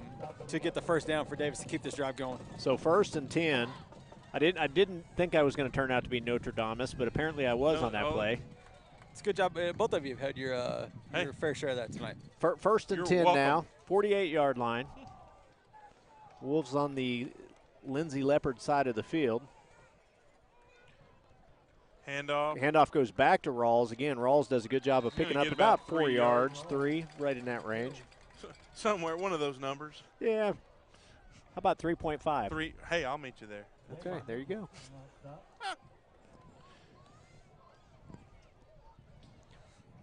They actually gave him 4 on that one. They did. So there you go. Well, we'll take that spot. Brad. So 44-yard line. Wolves looking to gain some momentum back here by seeing if they can drive the field and punch one in. Quarterback's going to keep on the edge. Again, well played that time by Lindsay. Tell you what, they should have blown that. They should have blown that one down a long time before they did. Like they let him take some punishment there. Number 11 Belleville, number 52 Stevens on the stop. So it's going to bring up, and again, his forward momentum is going to bring up about a 3rd and 7 from the 45-yard line. And again, they're really playing that option well now, so we're going to have to change it up a little bit here. So the Wolves are coming out in a heavy set with the tight end and the receiver to the same side. Another pitch out on the outside. Going to see what we can pick up here. Pick up about 2 or 3. Yeah. I don't know. What do you guys think here? Do you punt the ball away, or? You know where we're at. Personally, I think I would go for it. We're almost at no man's land, but it looks like we're going to punt team is coming in. Again, it'd be about a 4th and about 5 or 6 yards. So, I completely understand. Yeah. Return man's back at the 10-yard line. So, good punt this time. Punt. It's low, but it's going to take a good bounce, and let's see if we can keep it out of the end zone. Yep. We do. It looks like the ball's going to go down at the 1-yard line. Good job there by the special teams. Mm-hmm. They gunned their way down there real quick. So nice job of flipping the field that time by Davis and setting Lindsay up at their own 1. And again, Lindsay is a team that is going to be in the shotgun formation, so there's an opportunity here to create a safety if we can get some pressure up front. Yeah, but now's where we're going to talk about it. We need those secondary guys to not give up that big play. We've got them deep in their side. We need to keep them on that end. So they're running it wide open. So they're out in a trips formation, so single back set here. 3 receivers to one side, single receiver to the opposite side, tailback parallel to the quarterback. And again, they're going to look to throw off. Get there. And again, it's a deep ball. And again, receiver unable to come up with it. You got to give it to that because that quarterback threw a good pass. That was a beautiful pass. Chris Himes was all over him. Yep. He got his hands in there, not all over. Thanks, Bobby. His hands got in the way. That's good job. Good defense there by Chris. So 2nd and 10, ball still at the 1-yard line. Again, I still don't like that we let him get behind us there. Yeah, I agree. Got to stay. Even if we've got to create a little more space, again those corners usually line up about 6 yards off the receiver, and even if they've got to increase that slightly, I'm okay with that as long as they don't beat us over the top. So it's going to bring up a 3rd down, and a nice run there for a couple. It's going to bring up a 3rd and about 3 yards. Ball's at the 10-yard line. Ball's at the 8-yard line. Looking to throw again, just quick hitch there, and that looked like it bounced. That hit the dirt. They're going to say he caught it. It looked like it hit That the one dirt bounced right in front of his knees. Yeah, it bounced off the ground, but no, it didn't. I mean, it wasn't complete at all. so 1st and 10 after the somewhat completion. 4:32 to go in the third quarter. 14-12 ball game. Handoff goes to the up back. He's got room to run. Again, Davis did a good job in the first half of really controlling the running game. And again, Lindsay is they're running the ball on him right now. We're going to have to tighten up. They're opening up gaps, and not number 9. He's just running straight through there. So 1st and 10. Ball now at the 25-yard line. Lindsay back in the spread formation. 11 goes into motion. They fake the handoff. Quarterback's going to keep. Gets hit in the backfield, but he rolls out of it. That was Wyatt Fisher in, that was Gavin Moore in on the initial contact. Yeah, had him in the backfield. You just got to hold on. Make sure you don't let go, even if you're holding on to a shoelace. So 2nd down, the ball's at the 31-yard line. 2nd about 5. 3:45 to go in the third quarter. 14-12, Davis leading. Handoff goes to the tailback. Tailback falls forward. He's right at the stick. I think that'll be a 1st down, and it is. Rawls in on the tackle. You can see Coach Parker is almost out at the numbers, screaming at the backfield judge about holding on seemingly every play. So back in the spread formation.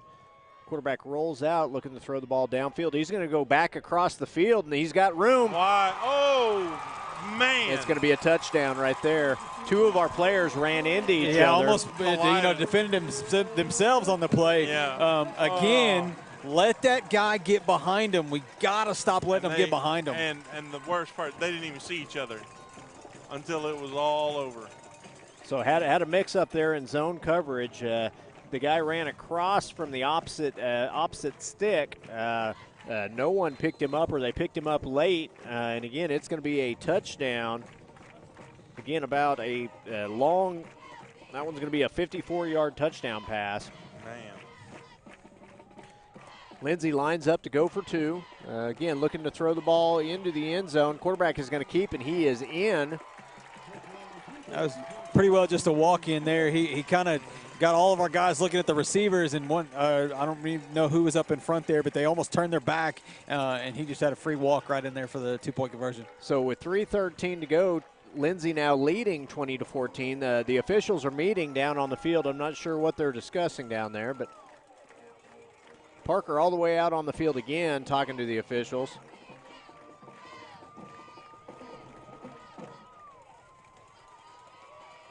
Again, Parker is not very happy. Yeah. And again, I think it all started with that incomplete pass that they called a completion past the stick down there.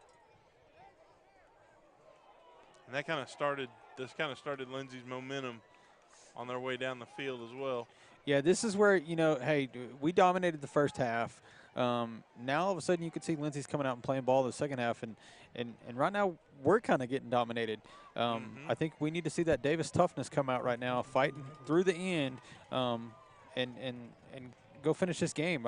We haven't really come out. We've kind of come out flat. Time to show some of that perseverance here. Absolutely. So Caraway back deep. Caraway and Blankenship both with good returns here in the second half. Unable to capitalize on it, but let's see what we can do here. It's a kick, low kick. It's going to be fielded at about the 38-yard line. Fielded by, that is number two, which is Jake Parker. So Wolves are going to have good field position again here. Let's see if we can get something started this time. I kind of would have liked to have been, just a fly on the wall down there for that conversation between Coach Parker and that those referees. I'm sure it would have been interesting. And again, I will say this: they have not thrown very many flags against either team in this game. No. I can only think of the one holding call got called on Davis earlier. So run up the middle this time by the fullback. Good run that time by Drew Parks. Picks up about 3 on that play. After that gain by the Wolves, real quick, shout out to the 226 people we have watching on the live stream right now. So 20-14, Lindsay leading here. Am I wrong, Bobby? And that might be the biggest crowd we've ever had. That's bigger than the playoff crowd. So Dulaney back under center. Dulaney going to keep an option out on the edge. Option is intended by. Oh, there's a late hit there.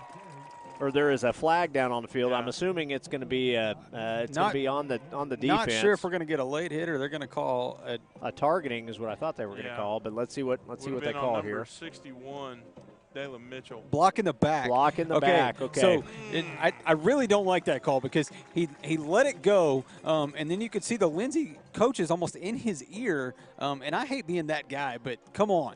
You can't throw that flag that late with the coach standing there in your ear. That's not a penalty you throw late. You shouldn't be throwing that late anyway. So after the penalty, the ball is going to be moved back to the Davis 31-yard line. 2:27 to go in the third quarter. Lindsay leading 20-14. It's going to be a second and about 16 yards here.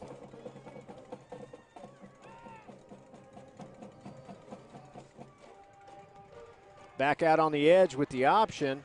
That's 5, Jake Britt running. Wow. Nice run that time. Picks up some good positive yardage on second and long.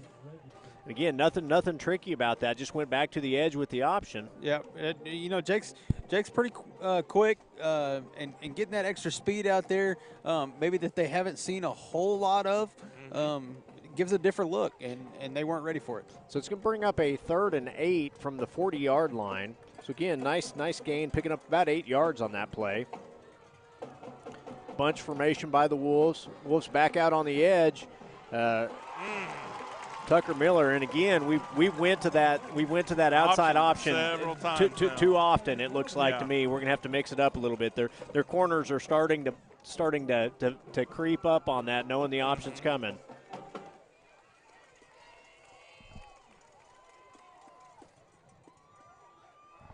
It was very effective in the first half, but Lindsay's played it pretty well here in the second half. Whatever they went in and talked about during halftime, they obviously got that figured out. So Davis back to punt. Nice punt. Nice punt.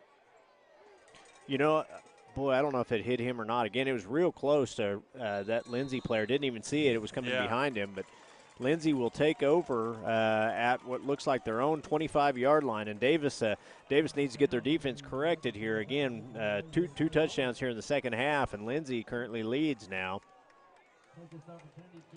Less than a minute left in the third quarter. 20-14, Lindsay leading.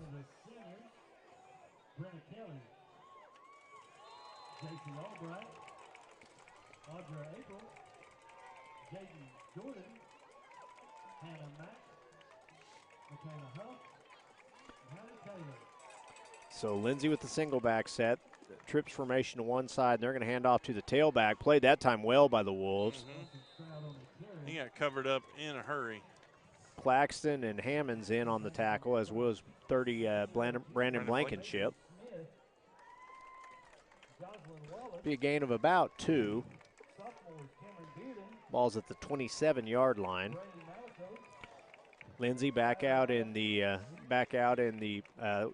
single back formation again. This time they're looking to throw deep. Again, straight crossing pattern. Nice catch that time. Kudos to that kid for hanging on to the ball. Defensive but back. We got a flag in the backfield back here, so it looks like this one's going to be coming back. So that's either a hold or it's a roughing the passer, and I didn't see us hit him. I didn't see any contact. Well, Lindsay's already. There we go. It is a hold, so we finally see one of those. Yeah. I think Parker's out there to congratulate the ref right now, I think, on that hold. Told him good job.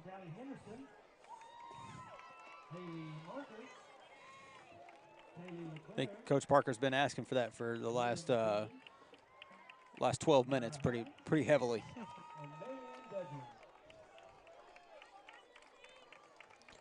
So that's going to bring the ball all the way back to the 19-yard line.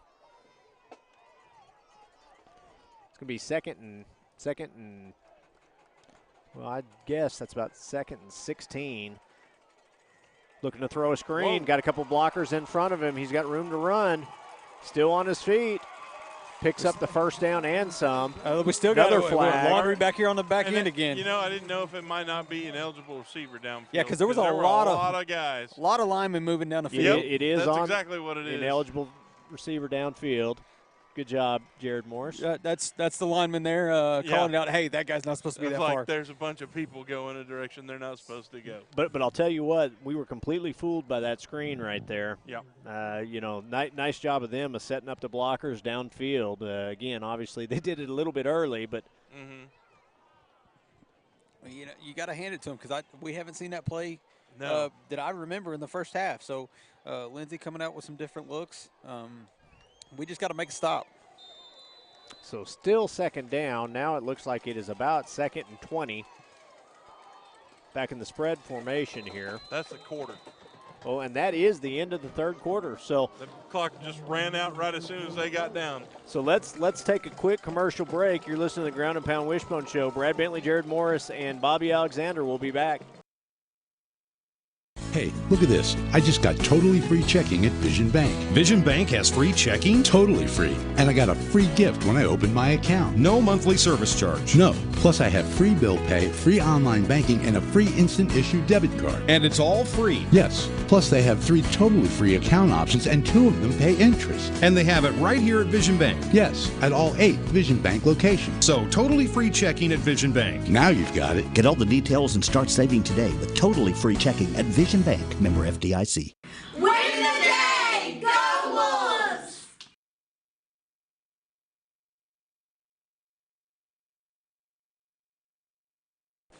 All right. So we are back. Start of the fourth quarter. It's a good one. Lindsay leading 20-14. Real quick, while we got just a second, Mr. Morris, I do want to say thank you to all the people who are watching, all the people who have helped sponsor us. You know, we couldn't do this without you guys. Obviously, you know, the biggest crowd we've ever had watching from home. Yeah, I was even getting more ready to than check it playoff again. games last year. So thank you. We are trying our very best to bring you the best product we possibly can. And so far tonight, it looks like it's going pretty well. Yeah, I know we were. Made some changes. Made some changes from last week to this week. Some He and I different we both had the day off. We switched software today, so to say that we were both kind of driving over here a little bit, ready to stroke out. Yeah, I got nervous a about text it. earlier today. It was like, I'm nervous about it, and it's been bothering me all day. But hey, so far so good. So far so good, and thank you again to everybody sitting at home watching with us. So 2nd and 21 now for Lindsay. Lindsay back in a single back, trips formation to the far side, single receiver to the near side. Quarterback in shotgun formation. Quick slant right there to the receiver. Tell you what, we've struggled with those slants. They ran the slants consistently on us. And that receiver, McKee, he's done a really good job at taking off with it. So nice job of picking up about 15 on that. It's going to bring up a third and what should be about 5 yards. Now the down and distance is showing first down, but that's not right. It should be about a 3rd and 5.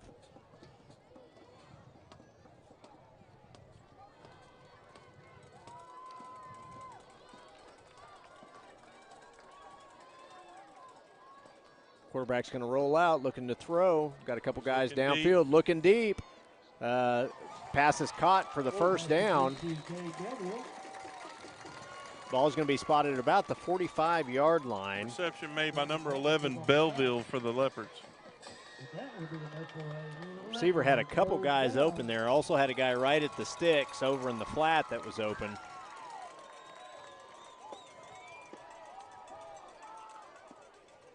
So Wolves kind of got to get their momentum back here. They've got to get their legs back underneath them. Kind of shell-shocked here in the second half. The Lindsay passing game.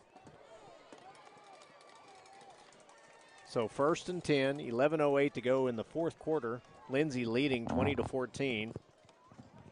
Hand off to the tailback. Tailback's going to be met in the hole this time. Good job by the defense of just not ever letting him get going. A host of defenders in on that. Claxton, Moore, Burks, several different players. Also Rawls. Bring up a 2nd and 9. Ball at the 40, looks like 45-yard line, 46-yard line.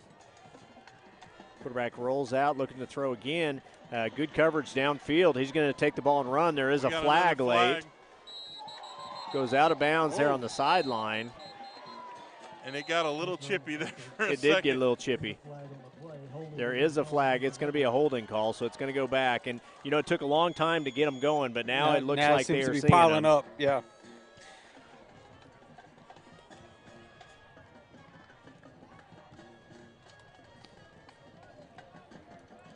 I don't know what Coach Parker said to that ref a while ago, but whatever he said, it worked, right? Yeah. So it's going to back him up again, and I'll tell you what, Lindsay has done a good job, even with the penalties, of still continuing this drive. We've got to get off the field defensively. The only negative, I mean, and we're seeing some more people out here that we haven't seen on defense, because we do have to spell some of those guys that are playing offense as well. Another slant right there, caught again by number. Kid. You know, it's like it's a double-edged sword, because you know we're not with Jacob Gaines doing really well about not letting him behind him back here, but at the same time we can't just let him take that slant and get a wide open catch. Underneath, yeah. So first down for the Lindsay Leopards. Ball at the 43-yard line. Because that receiver has shown that he can move a little bit. And he can put a move on Jacob and get around him and get way more just from catching underneath. So also, we got to get some pressure up front. We have not had any pressure in a while. He's having a lot of time to throw back there. Quarterback's going to keep this time. Pick up a couple yards. Again, that clock continues to tick. 9:53 to go in the fourth quarter. 2014, Lindsay leading with the ball. Ty Burke's in on that tackle.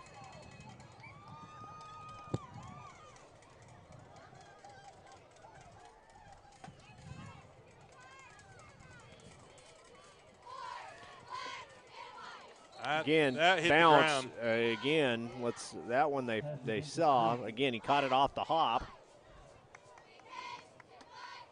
Again, went back to that same kid, this time just on a little hitch. I'm going to say they went back to that same hop play. Yeah. Because I still say that one a while ago hit off the ground. Oh, I agree with you. So it's going to bring up a 3rd and 7. The ball's at the 40-yard line. You would think that this is going to still be a four-down series for them. I would imagine they will go for it on this side of the field, but maybe not. See if we can get off the field here. The screen this time played very well by the defense. Dickinson in on the tackle there, but he wasn't the only one. Again, they tried to go back to that screen, and there were 3 different defenders there that immediately read it and blew that play up. That's going to bring up a 4th and long now, so now we are going to see the Lindsay punt team. And again, Wolves still without anybody back deep to recover this. I know it's got to be a philosophy of theirs. Maybe they saw some stuff on film. Rugby-style kick. This one is going to go into the end zone. Ooh, might have went out on the 2-yard line. Let's see where they marked that one. Wow. Nice kick. Nice kick. Nice kick. Did go out. Well, he's actually going to move it out of the 5. I think that'd probably be closer to the 2. But so I agree. Beautiful kick, though. Another kick, good kick from that Lindsay punter. So Davis will take over at their own 5-yard line. 8:45 to go in the ball game, trailing 20-14. I'm gonna find the silver lining. The last time we had the ball this deep on our end was our long touchdown drive. You bet, man. So that's what I want to see right here. We got 8 minutes to go. Let's stretch this out and go punch it in with around the minute to go. Yeah. Well, it's a 6-point ball game, so touchdown wins the game. So even if we eat 8:46 and score, it's still where we want it to be. The handoff this time goes to Dickinson. Dickinson's going to be brought for no loss, for no gain. That was number 9, Tucker Miller. Tucker Miller, okay. Sorry about that. Lathan Dickinson. That font on those jerseys it's hard to read from this high. Well, we're a little bit higher up this time. And we're up here with the bugs at this point. They are thick. 2nd and 9 now from the 6-yard line.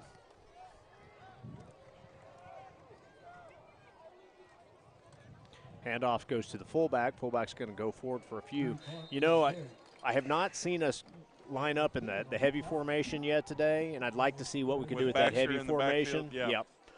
Just to see what we can kind of get. You know, this is a team that struggled a little bit with the run. It's getting late in the game where they're getting tired. This is where I really like to see us kind of lean on them and see what we can do. I know that, of course, I mean, we've been through several ball games at this point, and I'm a big fan of putting the ball in the air. We run these wide out sets, and I think it would shock the world to run maybe a 3rd and 6. Go. Nice run that time by Dulaney. He might. I think he got it. Yeah, he's going to give him forward progress, actually about 2 yards ahead of it. He made that on his own, too, because he had to make a guy miss there to cut up. So first down now for the Wolves, and that's an important one. Keep this drive alive. And I know, and it's not in our set, but, like, I'm a big fan of the receiving tight end coming off the line. Well, we've thrown a couple of those flag routes to the tight end coming from the backside to Burks, and it's a pretty play when it connects.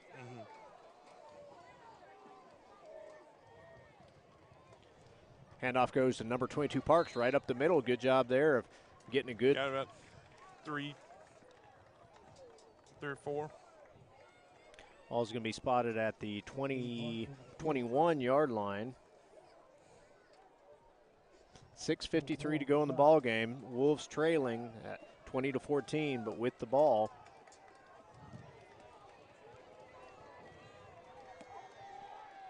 Handoff goes to the fullback again. He's still on his feet. Good job that time by Rawls, the hammer. Good job by Lane, staying on his feet, keeping his feet moving, and being able to rumble, stumble, bumble all the way through there and gain up, enough for the first down. Hey, there's that fullback dive that I've been wanting to see, back-to-back, Parks and then Rawls right there. And Lane likes hitting linebackers. He does. He really likes hitting them. Hey, he really likes to hit the defensive backs when they're out there, too. Yeah. So the Wolves 1st and 10 at the 33-yard line. Handoff goes to the fullback again. This time, let's see who it was. I believe that was Rawls in on that carry too. I look at that for a second. Doolin, he came off for a little bit because Tough Hammonds is out there. I completely missed that. Hammonds is out there. I don't know what. I saw Tough run around the corner. I did not see that. So I don't know if there's an injury or what's going on with that. Maybe they're just giving him a chance to catch his breath. Breathe here. A little bit. But Hammonds is in at quarterback, and again.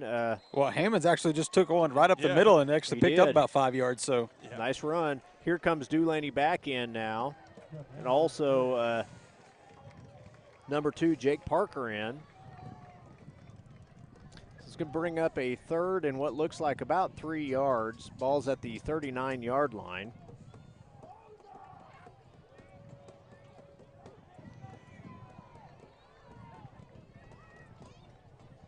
Just Dulaney on the keeper. Just that follow play again, falling behind his the fullback out after the fake, picks up the first down. And those last 3 plays, we picked up really good yardage, but they've all been in the middle. Yep. We're not going out to the outside. We're not letting them beat us out there. We're going right at the heart of them. So I think we need to stay right there right now until they stop it. Lindsay has shown is that they have speed, and so. Good job that time. Rawls just kept his met at the line of scrimmage, kept his legs turning, picks up what he can, which about 4 yards on that. And again, the more we run this fullback dive, things like that, the more they will feed on that, and the outside option, the outside runs are going to open back up. Because again, at some point they're going to have to balance because they're going to have to load everything in the middle of the field because we're driving right at them. 2nd and 6 now. Ball at the 47-yard line on Lindsay's side of the field. That little pass over the middle like we had the last time. So follow play again. Dulaney picks up the first down. 4:20 to go in the ball game. Wolves on a good drive here. 20-14 all trailing. 3 of us have kind of a predictive call because back there, Bobby, he said, go through, go up the middle. Yeah. So I was looking for the kind of history of what we had done so far. We had pinned deep, and hopefully I will finish this out like I want. Yeah. 1st and 10 now at the 38-yard line for the Wolves. Handoff goes to Parks. Parks is still on his feet. He's going to be at the first down. Let's see, maybe marked down a yard short. Picked up about 9 on that run. So that, we are driving down the field, but that clock has not stopped. No, it hasn't. Down to just about 3:40. Yeah, 3:40. Ball game. Wolves still trailing 20-14, so they need the score and the extra point. Second and about 2 here. Wolves, Dulaney on the follow, still on his feet. Picks up the first down and some. He's going to come down at about the 20-yard line now, within the red zone of Lindsay. Wow. And I hope the viewers out there have stayed for this one, because this one's going to come down to the end. This may be down to that extra point kick. Don't want to put all the pressure on Justin Idleman tonight. Yeah, but wow. Hey, let's get it in first, then we'll worry about it. 20 at the 21-yard line, 1st and 10, 3:08 to go in the ball game. And again, Lindsay is going to take a timeout. They are rattled like the Wolves were earlier. So with that, we will also take a timeout. Don't miss this one. Stay with us. We'll be back.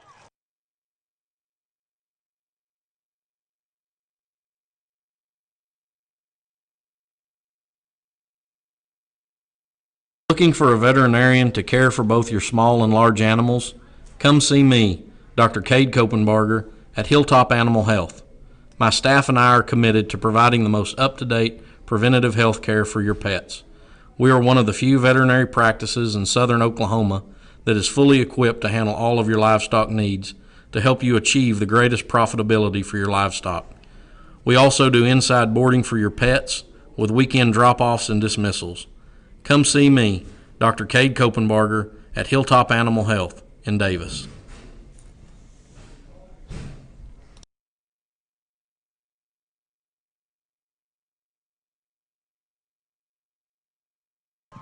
.308 to go in the ball game. Davis trailing 20-14, but at the Lindsay 21-yard line with 3 minutes to go. It's loud on both sides of the field now. So let's go Wolves. Handoff goes to Parks. Parks is going to get in the end zone. Touchdown. Woo! Okay, I don't want to be that guy, but I am going to point out that we need to give an assist right there to that ref in the backfield. Because he basically stopped the defender from making the tackle. So he's part of the field, Bobby. Yeah. That's the way that works. So big extra point attempt here for Justin Idleman. Yeah. 20-20, 3:03 to go in the ball game. But I think we're in agreement that this is the call, not the 2-point conversion. Oh, without exactly a doubt. Right. Kick the one, take the lead, force them to do something. But there's a lot of time left on that clock. We got to have a defensive play. Kick is up, and the kick is good, straight down the middle. Oh, no good. They called it wide. Boy, either we have a really bad view where we're at, which is possible. I don't know. That from up here, that looked like it was right down the pipe. Yeah. So I'd be hard pressed to say that one was wide, but we'll take their word for it. I thought it was good all the way, but apparently either we had a really bad angle or I don't think our angle's that bad. So 20-20 tie ball game, 3:03 to go in the ball game. But I think here's the deal: you have to understand that kick would have put us up 21. This game is not over. No, of course we are not. still all tied up. We've got to go play defense. And if we have to, take this into overtime. We're back at zeros at this point. So. We got to play ball. There's 3 minutes. Like you said, zeros on the scoreboard. We're all tied up. Well, it's time for our defense to start playing again. We've got to tighten up defensively. Again, they've been throwing the ball very effectively on us in the second half, throwing the ball over the top. So.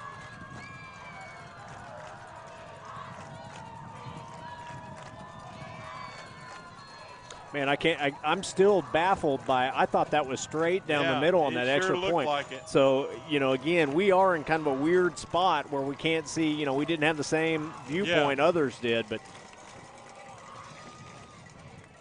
short punt is short kickoff is going to be fielded, and he's going to be hit, but he's going to get on the edge. He's loose. Let's see if anybody can run him down, or if that's going to be a touchdown. Nope. Stop. So they did stop him, but he gets all the way down to the 15-yard line of Davis on that kick return. I'm just saying this press box is moving. It is moving. There's a lot of excitement going on here. So 2:53 to go. Lindsay will have the ball within the Davis red zone on that kick return. With 2:53 left in the ball game. Ball's going to be spotted at the 15-yard line. Got a little confusion coming from the Leopard sideline, too. Shout out to all 245 that are sticking with us, Brad, that are watching this great game between the Wolves and the Leopards. You guys be sure to go home. While you're watching us, subscribe to us. Yeah. We are getting very close to 1,000. Handoff goes to the tailback. Tailback's got some. He still makes a couple guys miss. Going to bring down, come down at about the 10-yard line.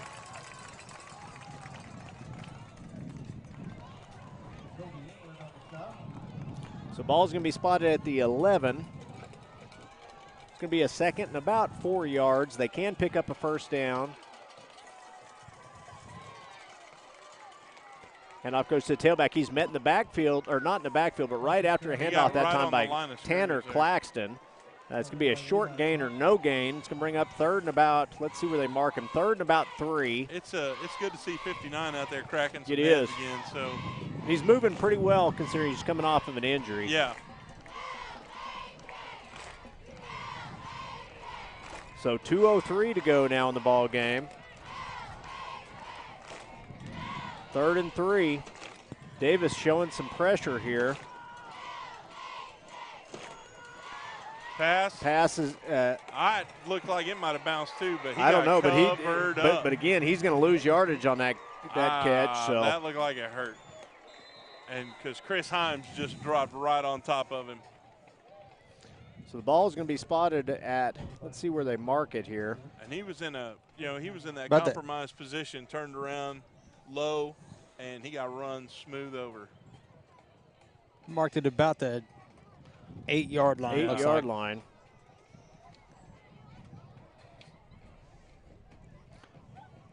So we've got an injury timeout, and while that's going on, we'll also take a timeout. You're watching a good one. Minute 40 to go, 2020 ball game. We'll be back.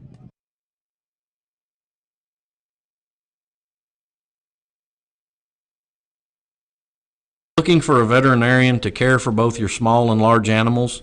Come see me, Dr. Cade Kopenbarger, at Hilltop Animal Health. My staff and I are committed to providing the most up-to-date preventative health care for your pets. We are one of the few veterinary practices in southern Oklahoma that is fully equipped to handle all of your livestock needs to help you achieve the greatest profitability for your livestock.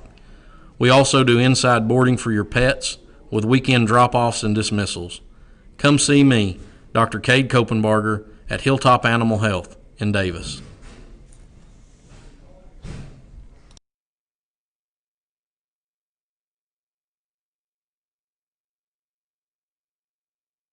So after the completion, it's going to bring up a 4th and about 1 yard for Lindsay. Minute 40 to go in the ball game, 2020 ball game. All right, so the Wolves got to stand tall right here. Looks like they're going to go for it. They're not going to try to put this ball to the uprights. They're going to line up and try to get this first down. And this is kind of a set we haven't really seen from them. It's 2 tight end set here. Yeah. And they're heavy to one side with the wing.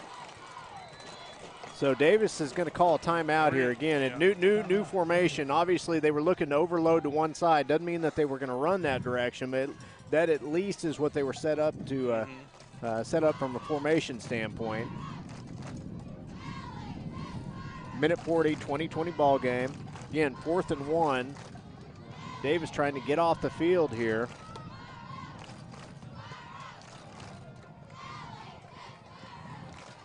Very evenly played game for the most part. Yeah, I think a tale of two halves. The first half, obviously, we had it. Second half, for the most part, it's been pretty well Lindsay run. And so now, hey, all zeros, minute 40 to go. Yeah. 4th down and 1. So I'd like to see a stop here. We've been running the ball very effectively here in the 4th quarter, so.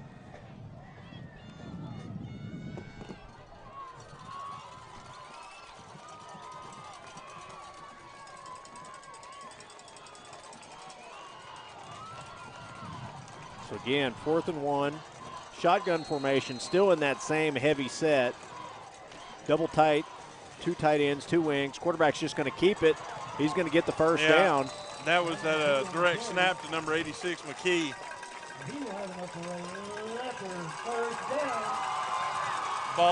The clock's going to stop at the first down, but we got 1:36 left. Ball is at the 8-yard line.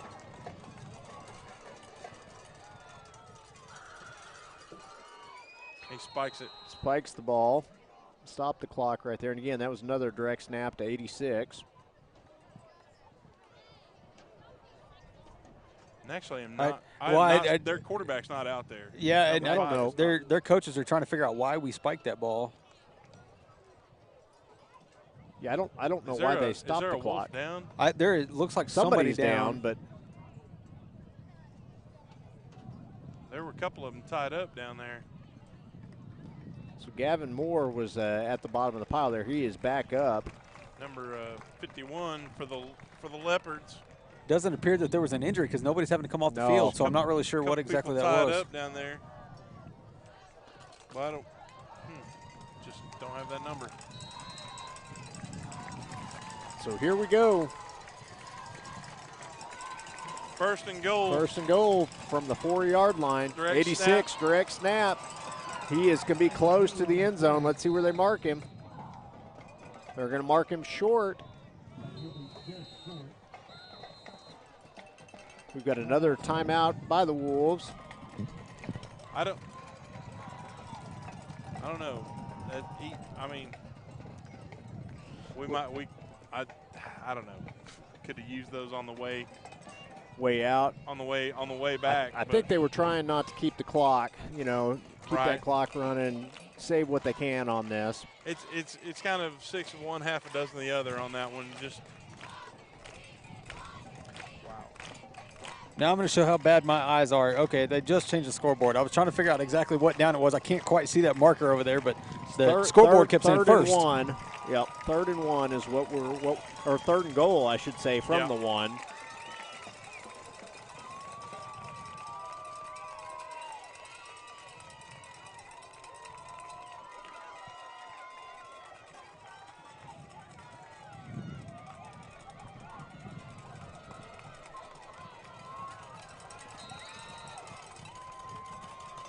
So 86 still in at quarterback for, again, he's just going to take the ball and run, and he is not going to get in unless they got second him on effort. Second push.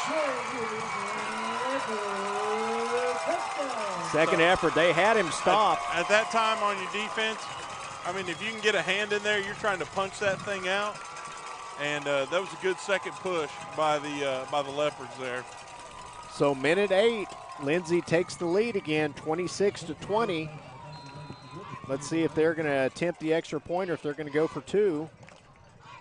They are going to go for 2, it looks like.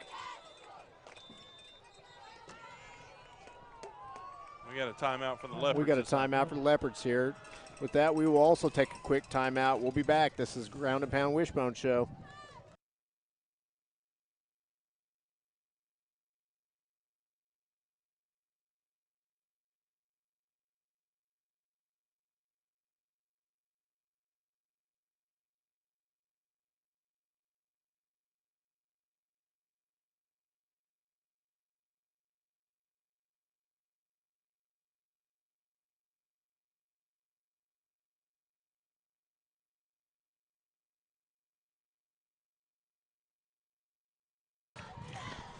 So 1:08 to go in the ball game. Lindsay with the score now leads 26-20, and they will go for 2. And it looked like they were kind of looking for the kicker on the sideline. Yeah. So they haven't used him all night, so he's probably out in the back, just hanging out. Yeah.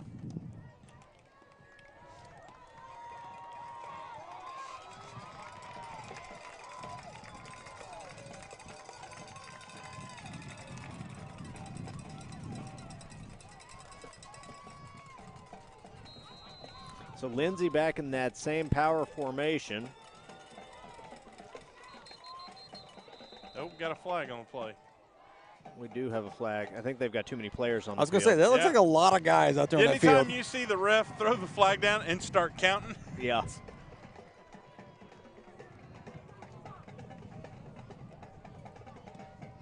So that's going to back them up. Again, that works in Davis's favor a little bit there, makes it a little bit longer conversion here.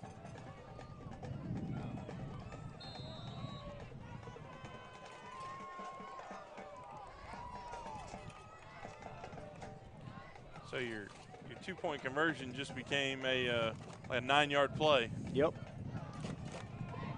Back in the spread formation.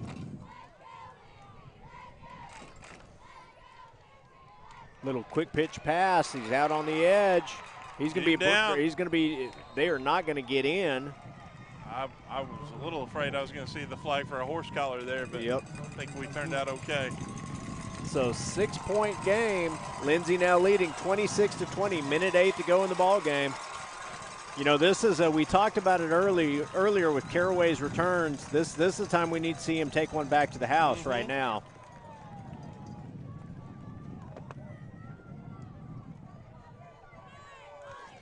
Now this is where I also wonder if Lindsay won't, because they kicked it short last time. They did. If they don't try to do that again. Kicked it to the up back there with an attempt to keep it away from those deep guys.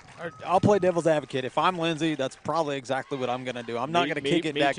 Not going to kick it back there to Caraway. He's already shown that he does have the ability to take it to the house. Speed, so I'm not going to give him that chance. I'm just going to put it on the ground and force you to drive the field. Well, and if they try to kick it for any type of distance, you've got Caraway back there, and then up a little bit from him are Hammonds and Blankenship. So either way, you've got speed you're kicking it at. I think they have 12 players on the field again. Let me recount that. No, they've got 11. I thought they had 12 on it again. It looks like more than that for sure. They're going to squib it. It's going to go to Rawls there. All right, we got a minute to go, 60 yards. So I just got a text message, and they said that they actually ran time off the clock on the 2-point conversion, which, again, I don't know how that worked out, but I'm not sure how that works. Interesting. I might have to go back and watch that a little bit. Yeah.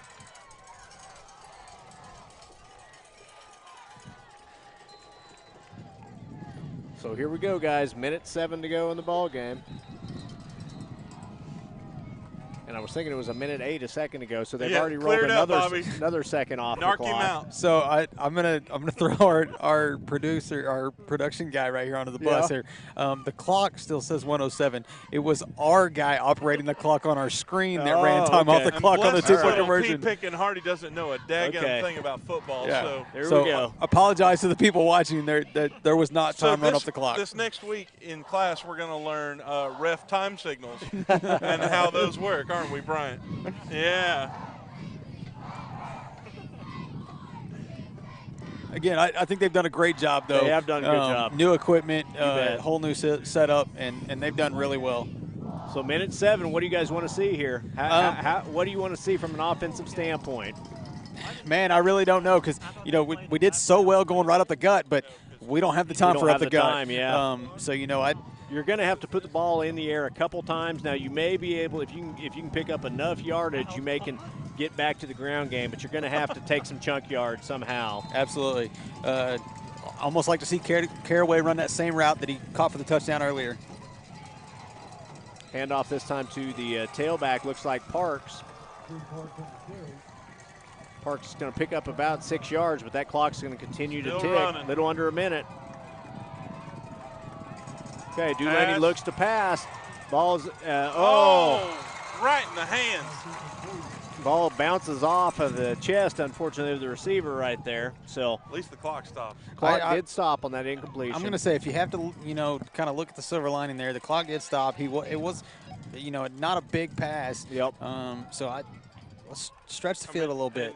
And that is the Davis mentality. When you throw the ball, 3 things can happen. 2 of them are bad. At this point, one of those bad ones is okay because the clock is going to stop. Yep.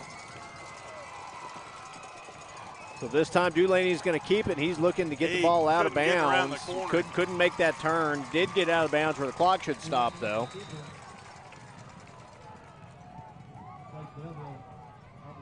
Again, the ball is still on the Davis side of the field, about the 46 or 47-yard line. It's going to be a 4th down and about 5 now on this play.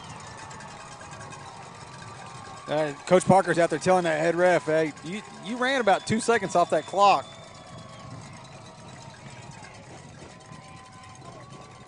There's a 3-second difference between our clock and the clock here at the field right now. That's okay. We're just letting you know. I got to be honest, I have not been very fond of the officiating in this game so far. You know, I thought the first half was okay. Yeah. But they've not done well in the second half. We actually have a total of 44 seconds left now on the clock. So this press box is shaking again. It is shaking. Quarterback's going to pick up the first down. That's first down for the Wolves. So that'll stop the clock again. So 40 seconds to go in the ball game. Davis trailing 26-20. Davis now on the Lindsay side of the field. They're trying to go fast here. Clock's running. Dulaney this time is just going to hand off to up the middle, and that's going to be a short gain right there. Timeout by the Wolves. Don't know that. Putting the ball on the ground there. I know we're trying to kind of bait them into, but you're not going to bait somebody with less than a minute to go when you know you got to go 60 yards. Yeah.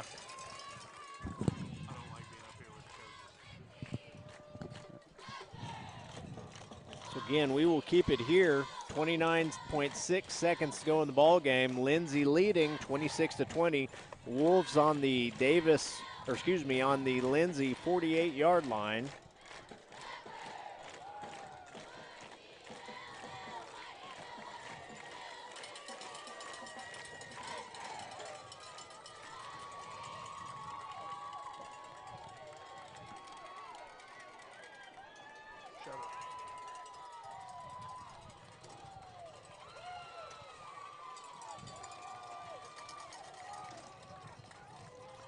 So that those fullback dives that worked so well earlier, they're kind of bottling up now. Yeah. So let's see what we got here.